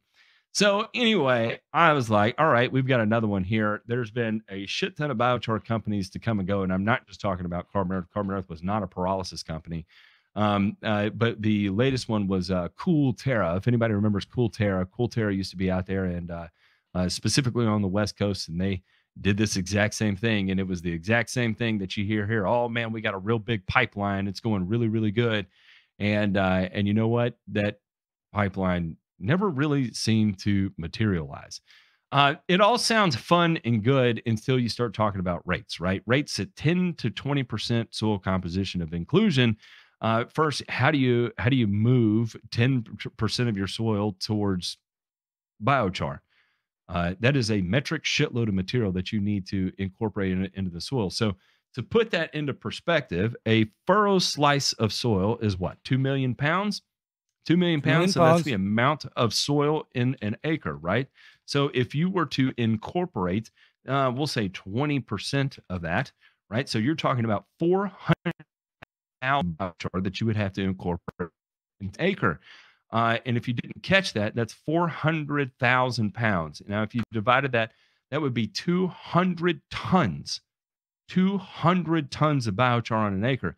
That would give you about 20 biochar across the soil surface for an acre. And I don't know about you, DeMay. I'm not a sports turf expert. You are. You tell me, is that what would be considered an acceptable playing surface? Is 12 inches of biochar on top of the natural playing surface? Okay, yeah, good. I mean, I think when we got that out of the way. It's shit. It's absolute shit. That's insanity. But what VGrid does here is something special that everyone else that has produced biochar has done. And they've got these portable biochar reactor systems, these gasification units that you can put on site and get rid of your waste too, right? So if you're a farmer and you've got corn stovers, or you've got pellets, or you've got wood pellets, or you've got acorns or walnuts or macadamias, whatever kind of shells you want, even grass clippings. You can put it in this portable little gasification system and turn it out. Well, here's the thing. Say you collected every fucking grass clipping off your golf course for the entirety of the year. We'll say you've got 20 tons of grass clippings that have been collected through the course of the growing season, and you want to pyrolyze it. Well, you've got 20 tons by the time it comes time to pyrolyze it, because, you know, it starts to degrade immediately after you cut it, right? And you run it through this pyrolysis reactor, and, you know, it's going to take you a month to get all of it through it in these little portable units here. And then you end up with about 200 pounds of finished product, right? And then you got to take that 200 pounds, and you need 400,000 pounds of finished product to treat your acre. And you've already got $10,000 in this rental unit showing up to be able to pyrolyze all this material. Are you really making that big of a difference? The reality of it is no. There is nothing unique about what they're doing. There's nothing special. And you have 2 patents and 20 patent pendings. And guess what? Their patents are absolute dog shit. It's about how they're able to move material through their reactor. And in fact, we'll go ahead and take a look at this. I'm going to send a link to JPink here. I'm sending you this link. And if you go all the way down to the bottom, they're going to have a tab there that says images. And if you go to images, we'll take a look at one of their drawings here. And what they specifically do here, they're talking about being able to move material through this pyrolysis reactor. And they use these sensors to be able to detect the different types of feedstocks that you may be feeding into it, because some of it may be grass clippings, some of it may be walnut shells or acorns or whatever it is you got laying around your golf course or whatever the deal may be. And so that way, you know, you can feed it through, and the sensors will tell you in case it gets fucked up in that auger. And then you go down, and then it's got a little knife gate for you and they say this gate system is what it's going to allow you to do, is to continue that pyrolysis reaction, but it's going to keep oxygen from entering the atmosphere. And they're going to rely on the pressure that's inside of this reactor to keep the oxygen out. Well, the majority of pyrolysis units that are going to be required to work, because what happens? So we'll say this thing heats to 900 degrees Celsius. That is really fucking hot, right? And it's going to be full of hydrogen and various combustible gases inside of there. But the only reason it doesn't explode at that time is that there's no oxygen to create a flame, right?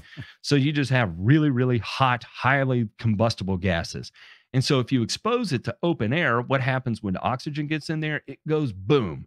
And there is a particular system that is called a chip engine, that is a cellulose to hydrogen power engine, that had one of these systems with a knife gate on the end. And when it opened, oxygen got into it. Even though they keep it pressurized with nitrogen and argon, just enough oxygen was able to get in there that created a system burp. And when that system burped, that whole knife gate assembly on the rear end of it blew off at such high force that it went through a control room. Mind you, it blew a piece of 4-inch plate steel directly through a fucking multi-layer concrete block wall and almost killed people. And instead of like a good company that says, well, maybe we need to reevaluate their design, what do? They just put a cage around it so that the way the next time it went off, that it was at least somewhat contained by the cage, right? Because that's what ends up happening in these biochar sectors. So again, I'm not impressed by this. There's nothing unique that they're doing, and there's nothing particular that they're saying about their product that is even remotely fucking true. So as of right now, Mr. Greg Campbell and your sweet, beautiful, you, sir, may fuck off. Yeah, he is another one of those buy my shit people, because I have a concern about introducing that much organic matter into soil, particularly what I consider similar to activated carbon, because I've said this before, in that what I would use to neutralize some kind of a chemical issue in soil would be massive amounts of activated carbon. And do you know why? Activated carbon is capable of taking up things like soil persistent herbicides, for example. It'll take it up and remove it, and it'll do it very well. But here's the flip side to doing that. You have soil with that much activated carbon or its equivalent in there. You know what? I don't expect any future fungicide or herbicide applications to work worth a shit, after that. Think about that. Yeah, 400,000 pounds of biochar, not a chance. By the way, looking at their products here, they also have things like Scent Away that they use. And for those of you that are wondering what the hell Scent Away is, no, this is likely just their biochar in a bag, and they're calling it a bedding booster kind of thing. Chances are their system is also creating wood vinegar, and so there's going to be a liquid component that they have that they're going to be selling. I see right here that they have a Persist PAF liquid plant enhancer. And so my guess is that this is a wood vinegar, also known as pyroligneous acid, and it is usually toxic as fuck. And so warning to anybody out there that is sold anything that is a liquid that is a byproduct of any kind of biochar production facility, and whether they call it pyroligneous oil, pyrolysis oil, pyroligneous acid, wood vinegar, all of those names are code words for fucking holy shit, bad, toxic compounds. And if anybody tries to sell you that, do not fucking buy an ounce of it until you see the benzene loads in that material. And you also want to look for arsenic, because again, I've said it before and I'll say it again. If you are accepting wood anywhere north of the Mason-Dixon line, there's a high probability that it is chock full of fucking arsenic, because arsenic was used in production of some of these trees for a long damn time. And so it carries over. And when you pyrolyze this material, it carries off in the gas stream, and they run these gas streams through scrubbers, and that's where they get this fucking wood vinegar from, and it is toxic as shit. Cyanide as well, too. So lots of cyanide.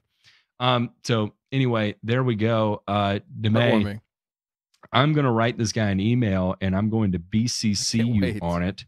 And let's absolutely blow his brain up in the best way possible. And maybe if we share his content, if we share our content with him, he'll offer us some sort of discount deal on our next purchase that we are not going to make from him.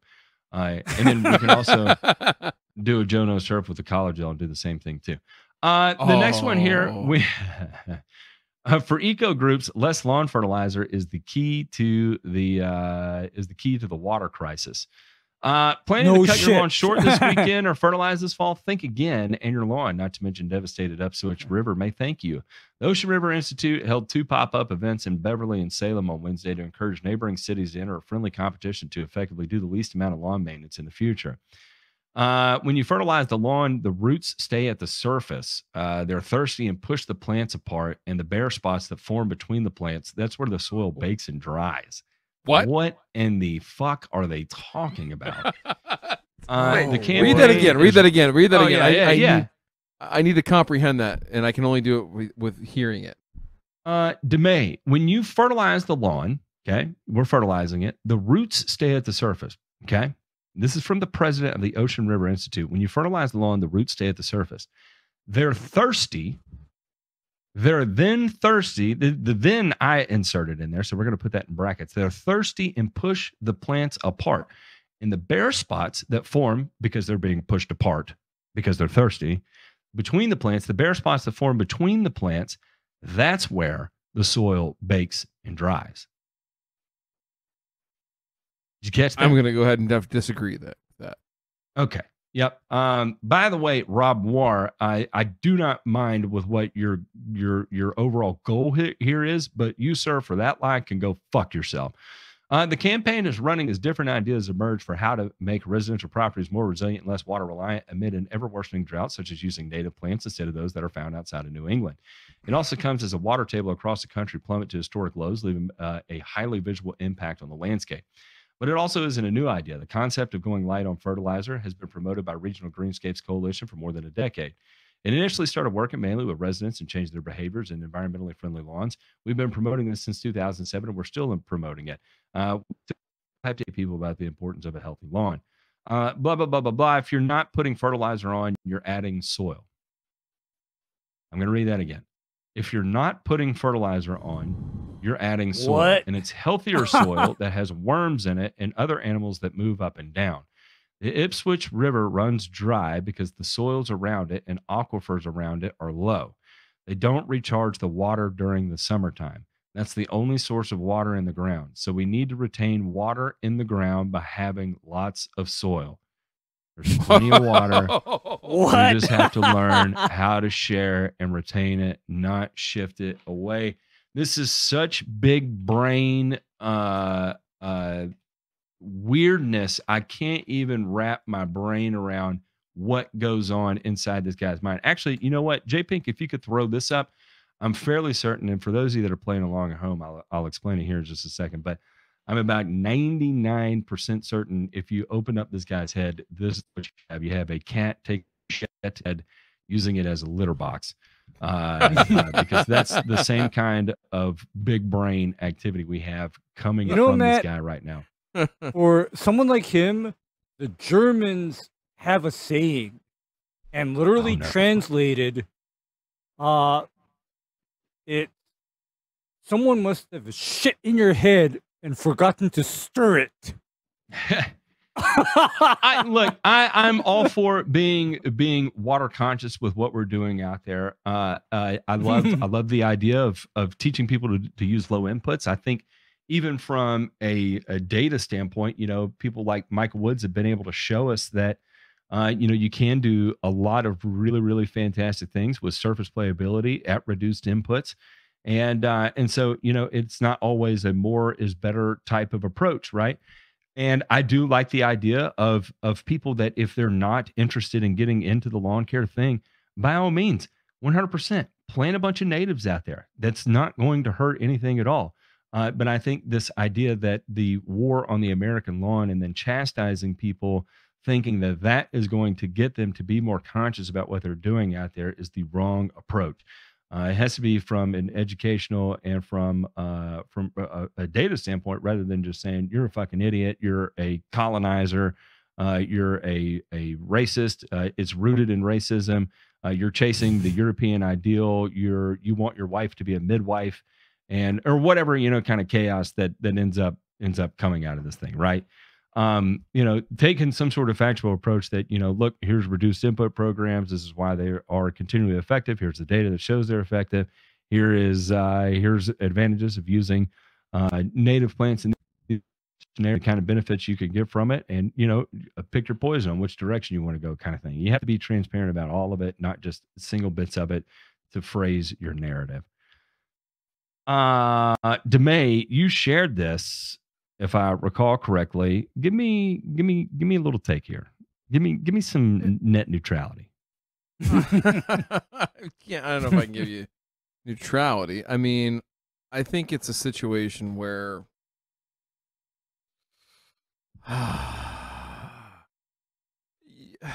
these people are trying real hard. They are, and you have to give them credit for that. And I think you said it at the open, right? That what we want is also what they want. We just don't agree, at all, of how to get there.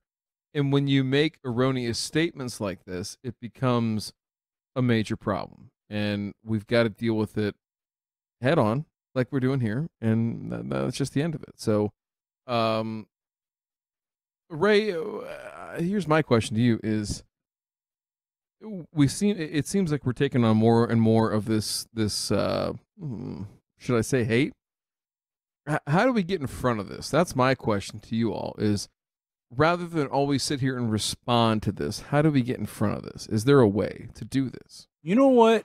Other than start Twitter wars at 3 o'clock in the morning.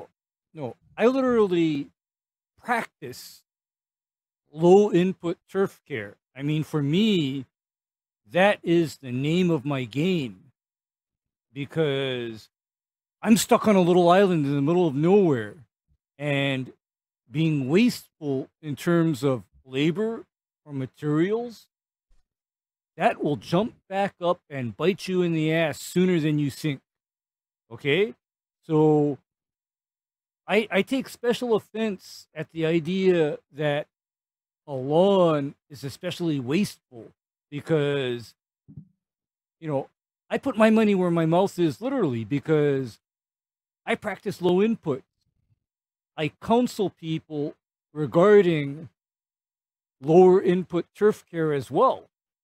And the thing is that I want to know what professional turf manager, for example, would think, hey, let's waste money doing more than what needs to be done and applying more than what needs to be done.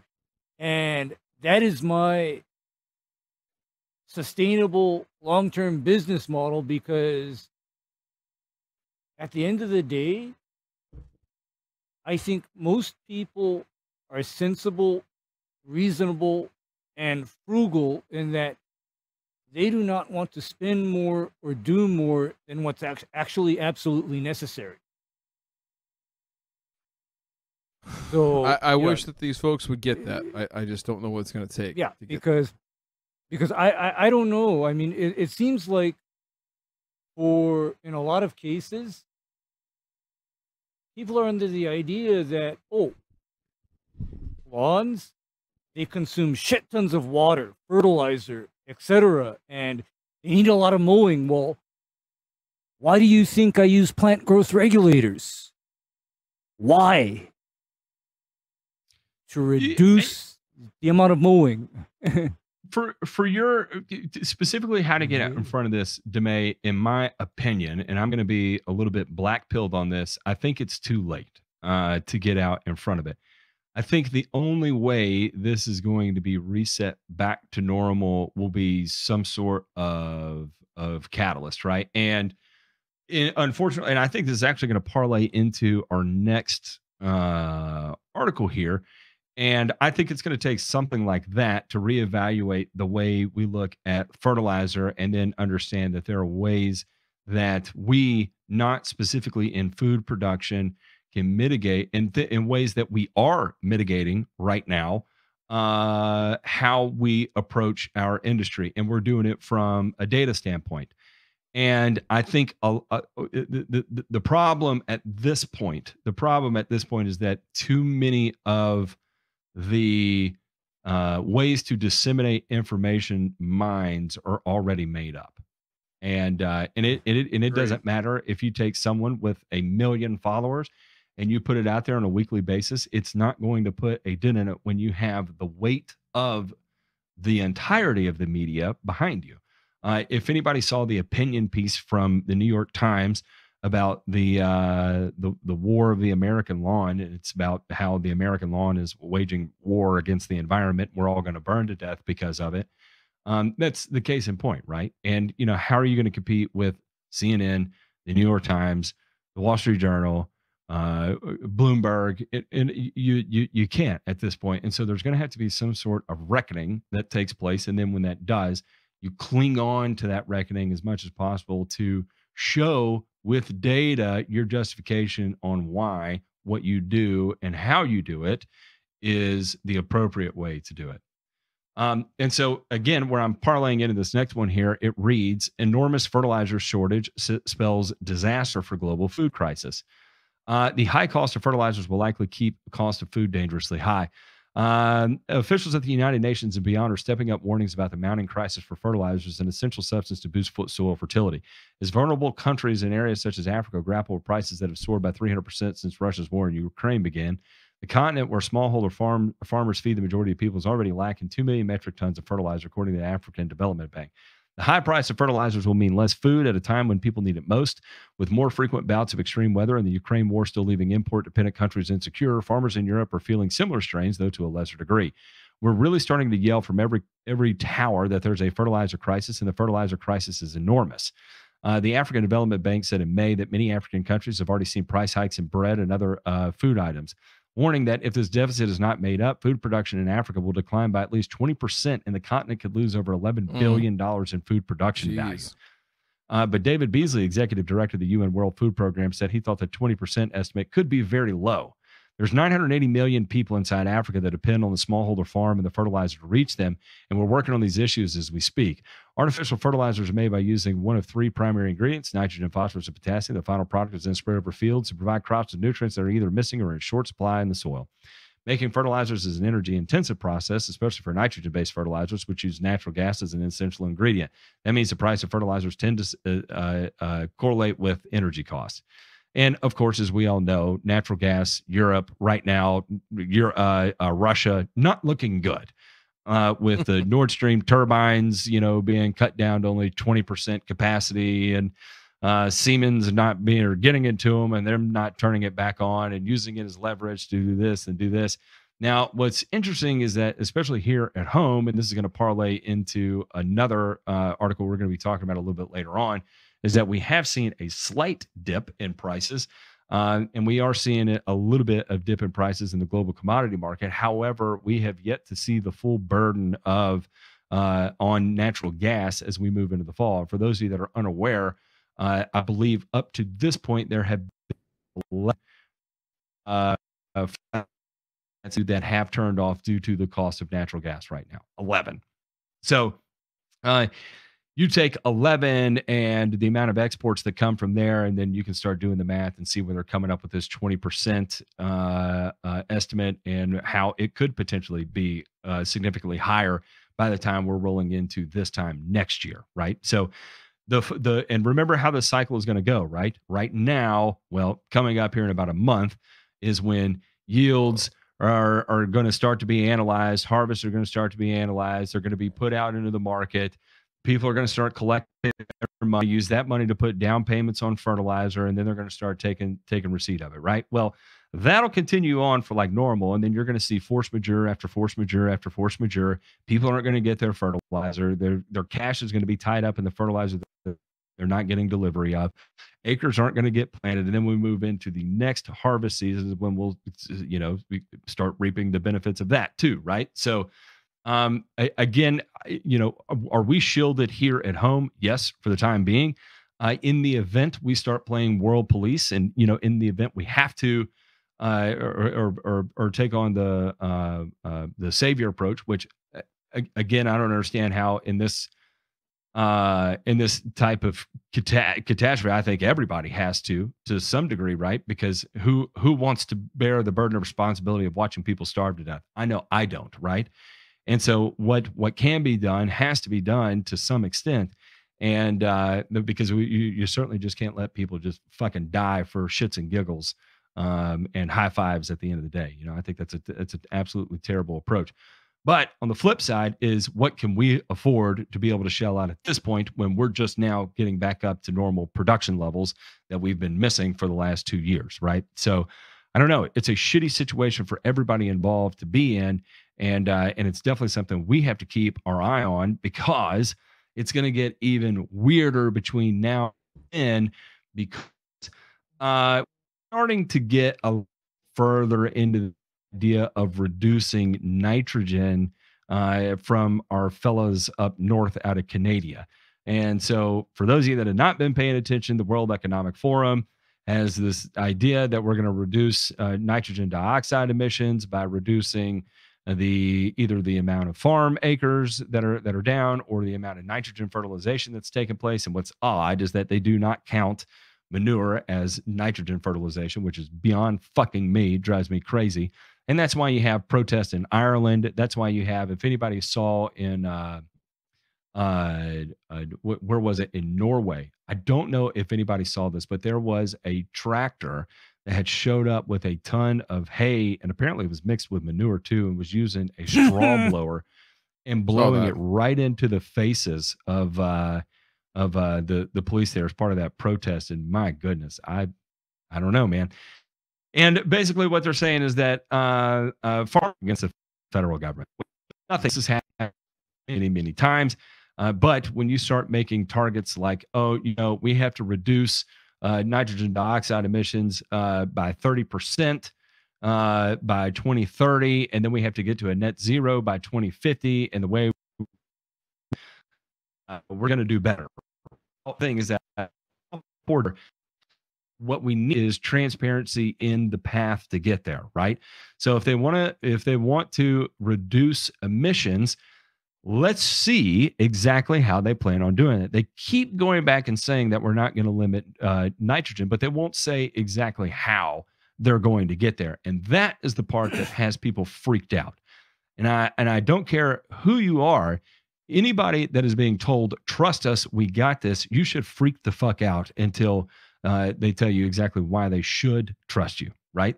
What is the old saying? Trust but verify. I say fuck that. Don't trust, verify, then trust. Right?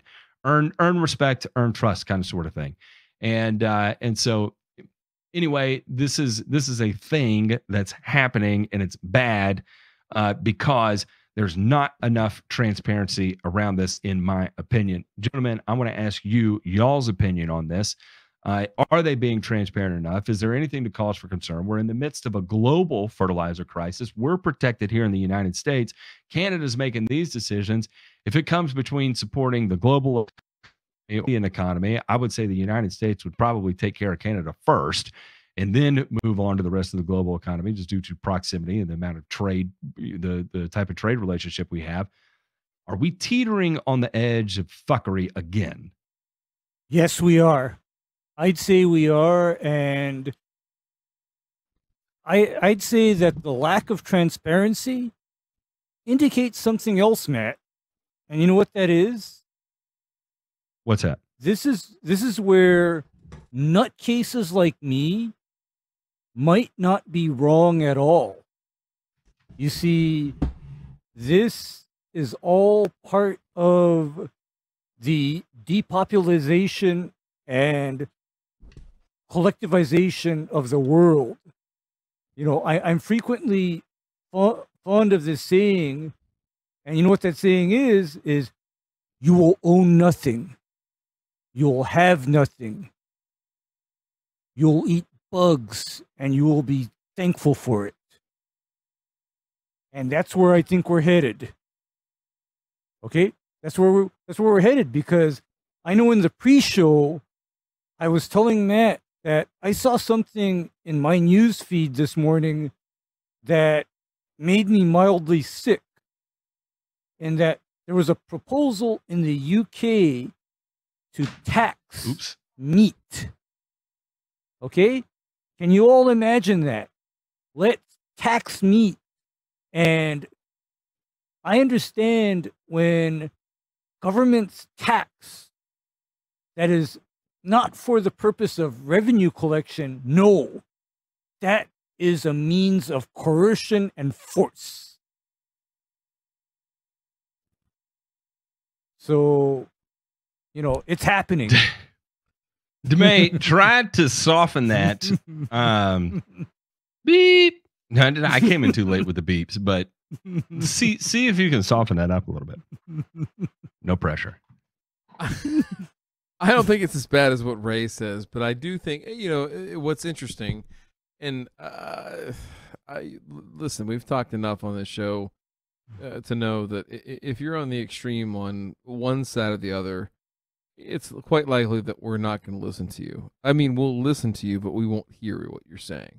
And so I don't think Ray is at all there. I'm not talking about Ray. I'm just talking in general, is that, you know, when you come out and you hear people talk about how we're going to combat some of the issues that we're dealing with respect to climate change or whatever, it's as if they're not living in the world that we're living in. And I think that's one of the things that is concerning from a domestic and a political aspect, is that, you know, nobody's going out and saying that, hey, because I have a tax credit to install a electric vehicle charging station at my home, I'm okay with, you know, reducing the amount of nitrogen that can be placed on crops. You know, it just doesn't equal up, right, in the grand scheme of things, right? When we're trying to, you know, do the scorecard of life, you know, par on the feeding people hole is a little bit different than par on charging my Tesla hole, right? Like it's not necessarily equal. So I guess suffice to say is that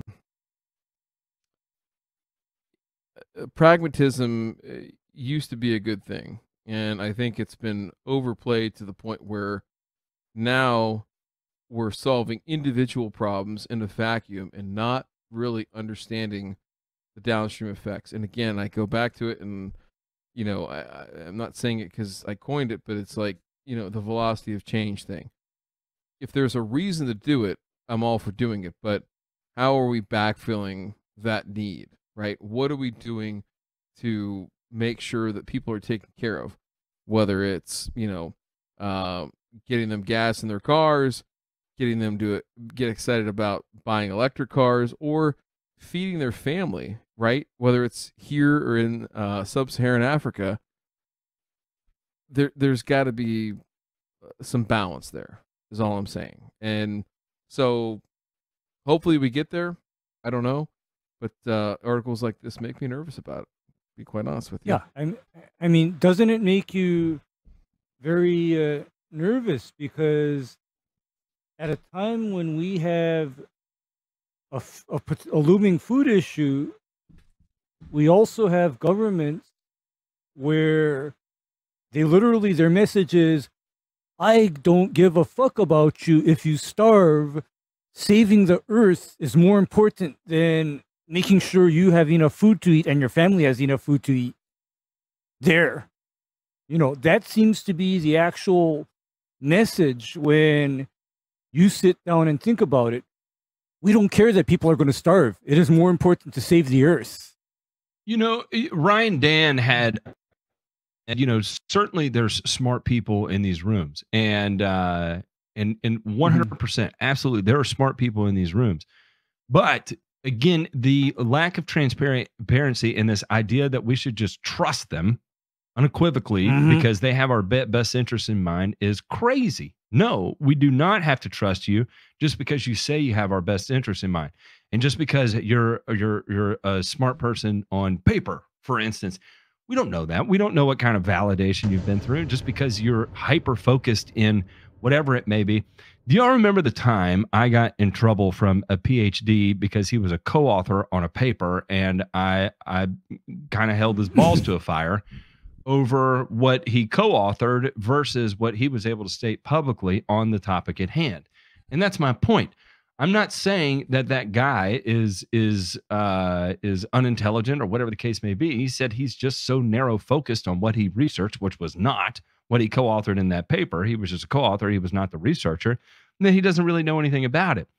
And so while we may have some of the brightest people in this room, it may not be their specific area of expertise or whatever the case may be. And again, any group that is telling you to trust them without being open and forthcoming with the data on how they're going to achieve this, or without any sort of rollout plan of, okay, if we start to do X, Y is the result, and we have this data that we're logging as we're implementing it, and we have X number of years data on the run before we even that it's apples to apples as far as what we're getting in output. Now, again, I'm going to go back to the big brain people that, like a old boy who graduated from Cambridge that was like, what we need to do is stop referring to yield as yield and refer to it as nutrient density efficiency or whatever redefinition it was. Yeah, whatever he said. and that's a bunch of dog shit, right? And again, I know he thinks that I would buy that dog shit because I'm just a lowly turf guy and I don't know what I'm talking about, and so I should just trust him on it because he has published papers, when in reality, I think that's even more of a standpoint that I know enough to be dangerous, and I know enough to tell that I should be able to tell you fuck you and fuck off because you're throwing a bunch of word artistry at me that means nothing. Sir, fuck you, go do something else, stay the fuck out of my industry because I'm worried about people starving and you're worried about definitions. I don't know. It's crazy, and I hope there is a common sense into this, and that in the event it does become cataclysmic, that we get to redefine what fertilizer actually is, and lose this idea that fertilizer is this enigma, this bad thing, And I think that's why when people are sounding the alarm on the fertilizer crisis right now, nobody gives a fuck because they all see fertilizer as an inherently bad thing. Speaking of inherently bad things. This is a terrible, terrible article on Fox News, and it says lawn care is made easy this summer with synthetic grass. Grass green this summer. One home contractor has a recommendation Forever Lawn is a synthetic grass company that makes different types of grass for homeowners' needs. Two brothers from Northern Ohio, Dale and Brian Carmy, founded the company in 2004. It has over 80 dealers across the United States and Canada, is a leader in the synthetic turf industry. Skip Bedell joined Fox and Friends on Wednesday morning to showcase different options for people's homes, no matter where they live or what type of climate they have. The landscape option for Forever Lawn made in it requires no fertilization and seeding. It's really great for the environment and wildlife for places like California where you get a $500 fine if you water your lawn. Okay, that's great. Play the video. Play the video. Oh, okay. Play the video. You'll get just really riled up after this part. Landscaping project, home contractor Skip Bedell here to break down the custom solutions for every yard. Take it away. Guys, I'm here with Forever Lawn, and this is absolutely an amazing product. So no matter where you live in the country, if you have high heat, low sun, a lot of water. Billy Mays did a little bit of coke this morning, didn't he? With your lawn, this is a great solution to it. Right off the top. top. I had a gram for breakfast, and I feel fucking awesome. Rather than a real lawn, is no organic in it. So this is going to... I thought when the sun came up, you were holding a revolver in your hand. Is that not the way it works? I see. He slept the night before. He just boots with the gram. That's the difference there. That's how you get on TV for an interview and feel awesome. I play this. Jesus Christ. Drain well. It's going to work well in any situation. Best part is no watering, no seeding, no fertilizer, no pesticides. So it's really great for the environment. Water. Oh, it's really great for the environment. Oh my gosh. To water your lawn. So unbelievable Forever Lawn. I have a lot of different types to show you. Right, there's a lot of different versions. This is a landscape, so you're going to redo your whole yard with this. We also have parts here that we can redo a portion of your yard. So this is a canine courtyard. I love this. This is designed specifically for dogs. So let me show you how this works. So that's Adobe. That's Adobe. Designed to drain. I know. So what you do is you take a small area in your yard, and then you train the dog to go just to that area. This is my brother Carl. He's a professional dog trainer. You guys have seen him on the show before. He recommends this to all his clients so that they have a dedicated perimeter. The dogs go there rather than going all over your yard and burning holes in your lawn. This is a great idea. The canine grass is genius, and it's a big seller with us. Thanks for not having us have the dog show us what the dog is. Yeah, well, we have this one to show you. Right, there you go. Beautiful. So this is playground grass. I love this, guys. If you have kids, this is awesome. What it's super the fuck? safe. Antimicrobial technology built into this, anti-static. These are the play mounds. You can put them over real grass or over your artificial turf. It comes with a soft backing behind it, so really is safety in mind with the kids playing on this. Really great options with a balance beam, slides. They have all different options you can incorporate into your yard for the kids. Seems perfect when you have a child like mine who seems committed to falling at every opportunity. Yeah, and then you have a dedicated area that's safe for them, right? We've been seeing this more and more. Sports grass Oh, is huge right now. Lord. Everybody's putting a little sports complex in their backyard. This is, by the way, what Okay, DeMay, talk to me when we are talking about surface temperatures of artificial turf, right? We say, hey, look, I've got, my backyard's, 28,000 square feet. Say I did that, and I went ahead and just ran it right up to the house, And in mind you, I got a little 1,600 square foot rancher here, nothing big, and it gets pretty hot. For instance, I had to do some work in the attic the other week, and it was 146 degrees Fahrenheit when I was in my attic. And it was hot. I mean, it was real hot. I had about like 7 minutes. I was in a fucking Tyvek suit too, and I thought I was gonna die. I thought that was the end of me there, and I was okay with it. In fact, I probably would have preferred to die in that situation.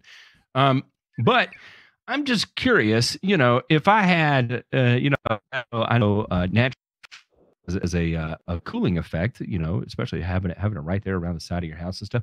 What would the surface temperature of that artificial grass be if I had that in lieu of natural grass? I'm so glad you asked that question because I have a good friend up in the New England area that shared this just the other day. J Pink, go ahead. It's cold, up. So I'm sure it's cool. It's really cool up there. Yeah, I mean, Good Lord. 156.5 on the synthetic. We're 92 degrees air temp. And, again, the sun, right? The solar energy that we're getting this. And if you want to measure that in micromoles per meter squared, or if you want to measure that in Langleys, I don't know what units you want to use. Take your fucking pick. But this, at a very northern latitude, is hot as fuck. Now, Matt and Ray, let me ask you this. Imagine this in East Tennessee, and then let me ask you again. Imagine yourself in, southern Florida, Miami, Naples, something like that. Could you imagine right now going out to football practice? I mean, for kids, real, right now. I don't understand why the hell you're not out there playing on your damn kids' playground that we built you with you're a bunch of soft ass kids. Back in my day, we had no problem playing out. We were fighting snakes and spiders off us all fall. I mean, this would smoke some kids' feet. Literally, it would smoke their feet off. Could you imagine trying to walk around barefoot on 160 Fahrenheit? Yeah. Maybe that's what they do for training, Matt. You got to fucking run wind sprints, 100-yard wind sprints on the 100. Tony Robbins doing the fire coal walk or something? Yeah. Stay hard. It's right. Yeah, it's Robbins and Gargans. Roberts and Gargans in one. In one. Hey. But here's my other question is that when a lot of this is done, what then happens to the average air temperature in that entire area? Okay. Oh, it's a heat sink. It becomes what's called a heat island. And what is the other issue that's being talked about now, where I just saw this other thing in my news feed where the government of Spain has mandated that people turn up the thermostat on their ACs. Okay? Yeah. So instead of your house being cool, your house is now fucking hot. Yeah, here's the thing is that I can set it at 72, but if I have a yard full of artificial turf, it'll hold at a cool 86 with it set at 72. So, nothing to worry about there. It is turned up naturally. Yeah. I mean, it's natural. So my question is that, with all of this hatred of natural grass, are we solving what I consider a non-problem and just creating an actual problem, a tangible problem? Because my question is, yes, how are we going to manage and control temperatures when everything is artificial turf? Because I've seen it for myself where I remember when Aloha Stadium was in use, and I think it was a college team or something that went on that surface, and my God, the poor players were passing out and worse because the combination of, I guess, 90-degree heat, ambient, not including the surface of the turf, and of course, 80% humidity. Guess what that does to somebody? It ain't pretty. You shut down. Yeah, it ain't pretty. It's heat stroke. Yeah. That's the thing is, and I think, well, wait. I mean, while we're talking about this, I think we've talked about this, but let me see. What is the carbon sink of synthetic turf? I'm just curious. How much photosynthesis is taking place there? Like 0. What do you think? Are you getting a million tons of CO2 per acre that's being sequestered into the soils with artificial turf with their here's carbon capture technology? Question. Can you biochar? You know when this stuff gets worn out and ugly, what happens to that thing that then has to get stripped off like a carpet, thrown away, and replaced? You put it in a pyrolysis reactor. No. What happens to it? I thought you turned it into like 100,000 fleshlights. Aye. Listen, all right. I want to read this real quick because I think we've talked about it on here before, but in the vein of the buy my shit bullshit. All right, listen. This is a major turf manufacturer's take on synthetic turf heat and temperature. So right there, J Pink, the top thing. Fibers absorb and retain heat in a way that natural grass doesn't. It's important to note, however, that turf heat is not a player safety issue. Rather, it's a player comfort issue. Research has shown that while the fibers are hot, creating the higher temperatures at the ground and knee level, surface heat dissipates as it rises to the chest and head levels, areas critical for player safety. What about when you're laying on the fucking ground after you get tackled by a 200-pound gorilla flying at you at 28 miles an hour? Matt, can you please tell me which event we're competing in the mental gymnastics to get to this point? J Pink, do you still have the one handy of the big brain guy with the cat using his brain as a litter box? Because this is the kind of mental gymnastics we're after right here. By the way, you can buy this. This is the Grass Factory. This is the first NFT from the Grass Factory. You can buy this right now. You know what? For the guy that came up with that incredible display of mental gymnastics, I think, you know what he needs? He needs to have David Goggins behind him, screaming at him, stay hard, stay hard. While David Goggins is running his fucking ass off on that surface that he says, the heat dissipates. I want to see that. I was going to say naked bear crawls until the guy, the writer passes out. And at that point, he'll have his penis in an unfinished, fleshlight. It's just, raw materials for a new fleshlight. The AstroTurf version? Yes. Yeah, it's like, if you don't want to make your own with a Scotch pad at home, the AstroTurf one's the next best finish. All right, I'm just gonna read the rest of these because we need to move on. No, we'll just move on. We'll do these later. We'll do them later. Go on. Okay. Let's check out this week's returns.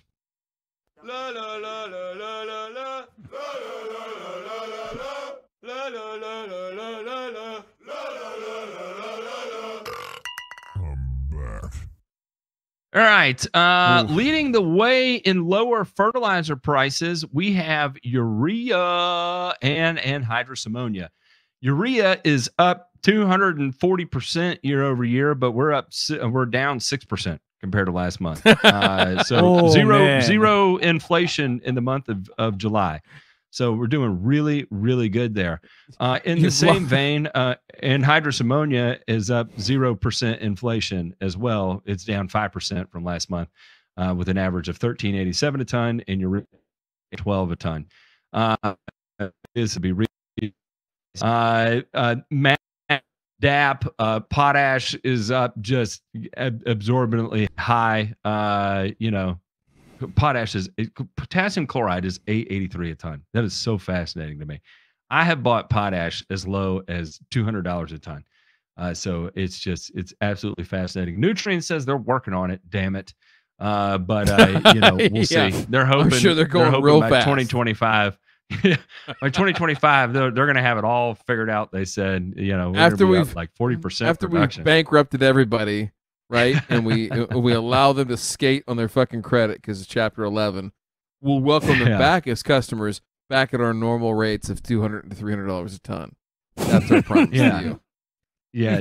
We will fuck you. Years ago, what's the old lawyer joke, Ray? What's the difference between a hooker and a lawyer, Ray? I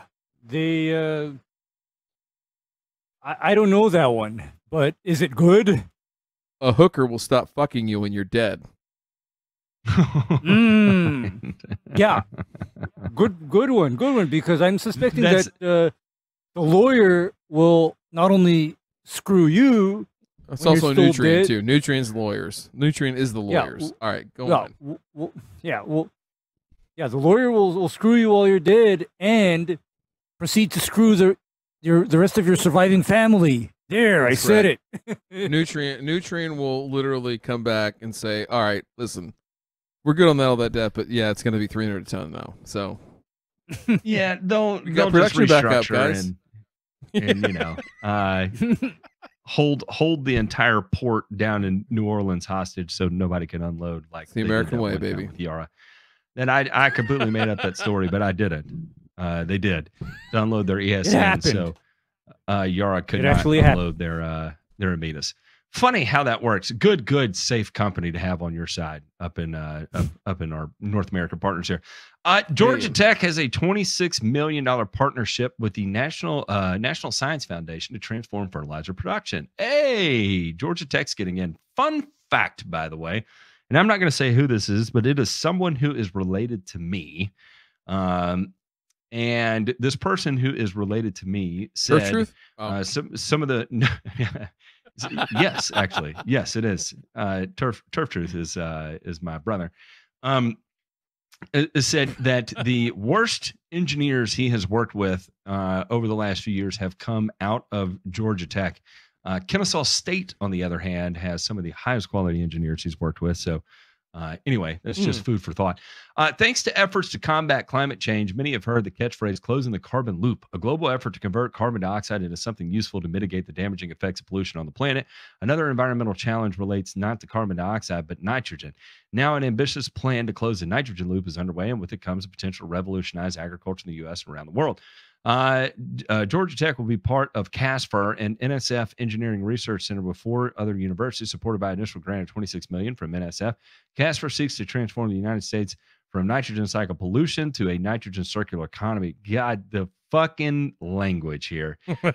Technologies and programs for capturing, recycling, producing, decarbonizing nitrogen-rich fertilizers.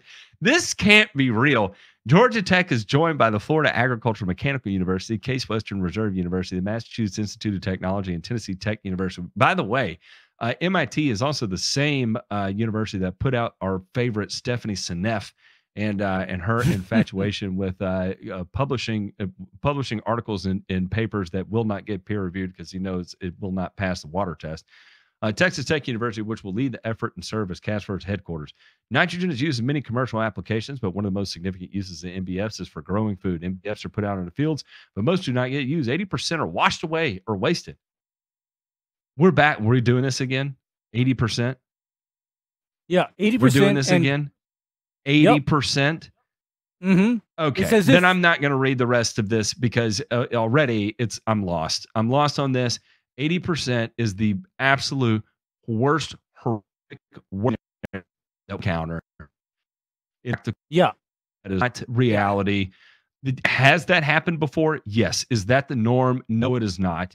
And to pretend like it is disingenuous. And again, this is more fuckery intended to continue to fuck with your mind, my mind, everyone who reads this mind, and put it into the populace so we're all scared of fertilizer. So you, Georgia Tech, can fuck off. Thanks for nothing.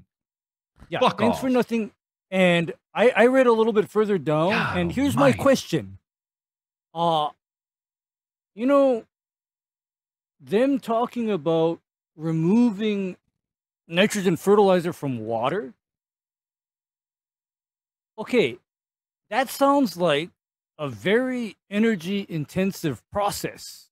Okay, it's more of this environmental smoke and mirrors, and you get something out of nothing, when the reality is that all of these procedures have a high cost in energy. They don't actually work in reality. And furthermore, by doing this, someone is going to have to go without. Somebody is going to be deprived. Someone is going to starve to death. And nobody is talking about that transparently. They're all saying, oh, we'll do this. This will be wonderful. However, they're not telling you the absolute fucking truth in that somebody's going to starve to death because of this. They figure it out. I really do. But I cannot sit and read this and pretend like this is genuinely in the best interest. This is designed to inflame, and it's designed to shit on everything we do right now. It's designed to shit on all the advancements we've made, all the progressive actions, all the evolution that's occurred in the industry. It's for naught because they're Georgia Tech and they have it figured out and we don't. It's exactly how that reads to me. Yeah, because likewise, this is another, I guess, attack on farmers and growers, because you remember what I said about turf care operators? In the public's mind, farmers are the same. Farmers want to waste. You know, let's spray glyphosate by the metric ton. Let's fertilize until, you know, the fields are white. And you know what? That is so detached from reality, when the reality is that farmers are some of the least wasteful people I know of. They can't afford to. DeMay, you I'm gonna put this on you. This was entered as a return. It triggered me because I'm sensitive. And probably because I do not have the mental acuity to ever cut it at Georgia Tech, and I'm jealous, and so that's why I'm having a meltdown. I don't know. Listen, don't let your SEC inferiority complex cloud your respect for the ACC. I mean, just don't let it happen. But that was low. That was really fucking Be low. strong. Be strong. You're a life champion, and you should fucking Yellow relish Jackets. that. You should relish that. All right, so the reason I put this in return is how did they get $26 million from the National Science Foundation? That's a lot of money. Bill? That's a grant. That's a lot of money. And I'm just wondering. I know what's up. I'm just asking the question. George. What? I know what's up. Georgia. Okay, this is why I even think Georgia boys. these NGOs are extremely compromised. Oh, Okay? I know how. DeMay. Oh, here we go. I know. They are how. extremely compromised because all of these Gerald NGOs have Oh, Jesus. bought That's a different into school. Koi fished The- tattooed his way. depopulation and anti-people Super inside agenda.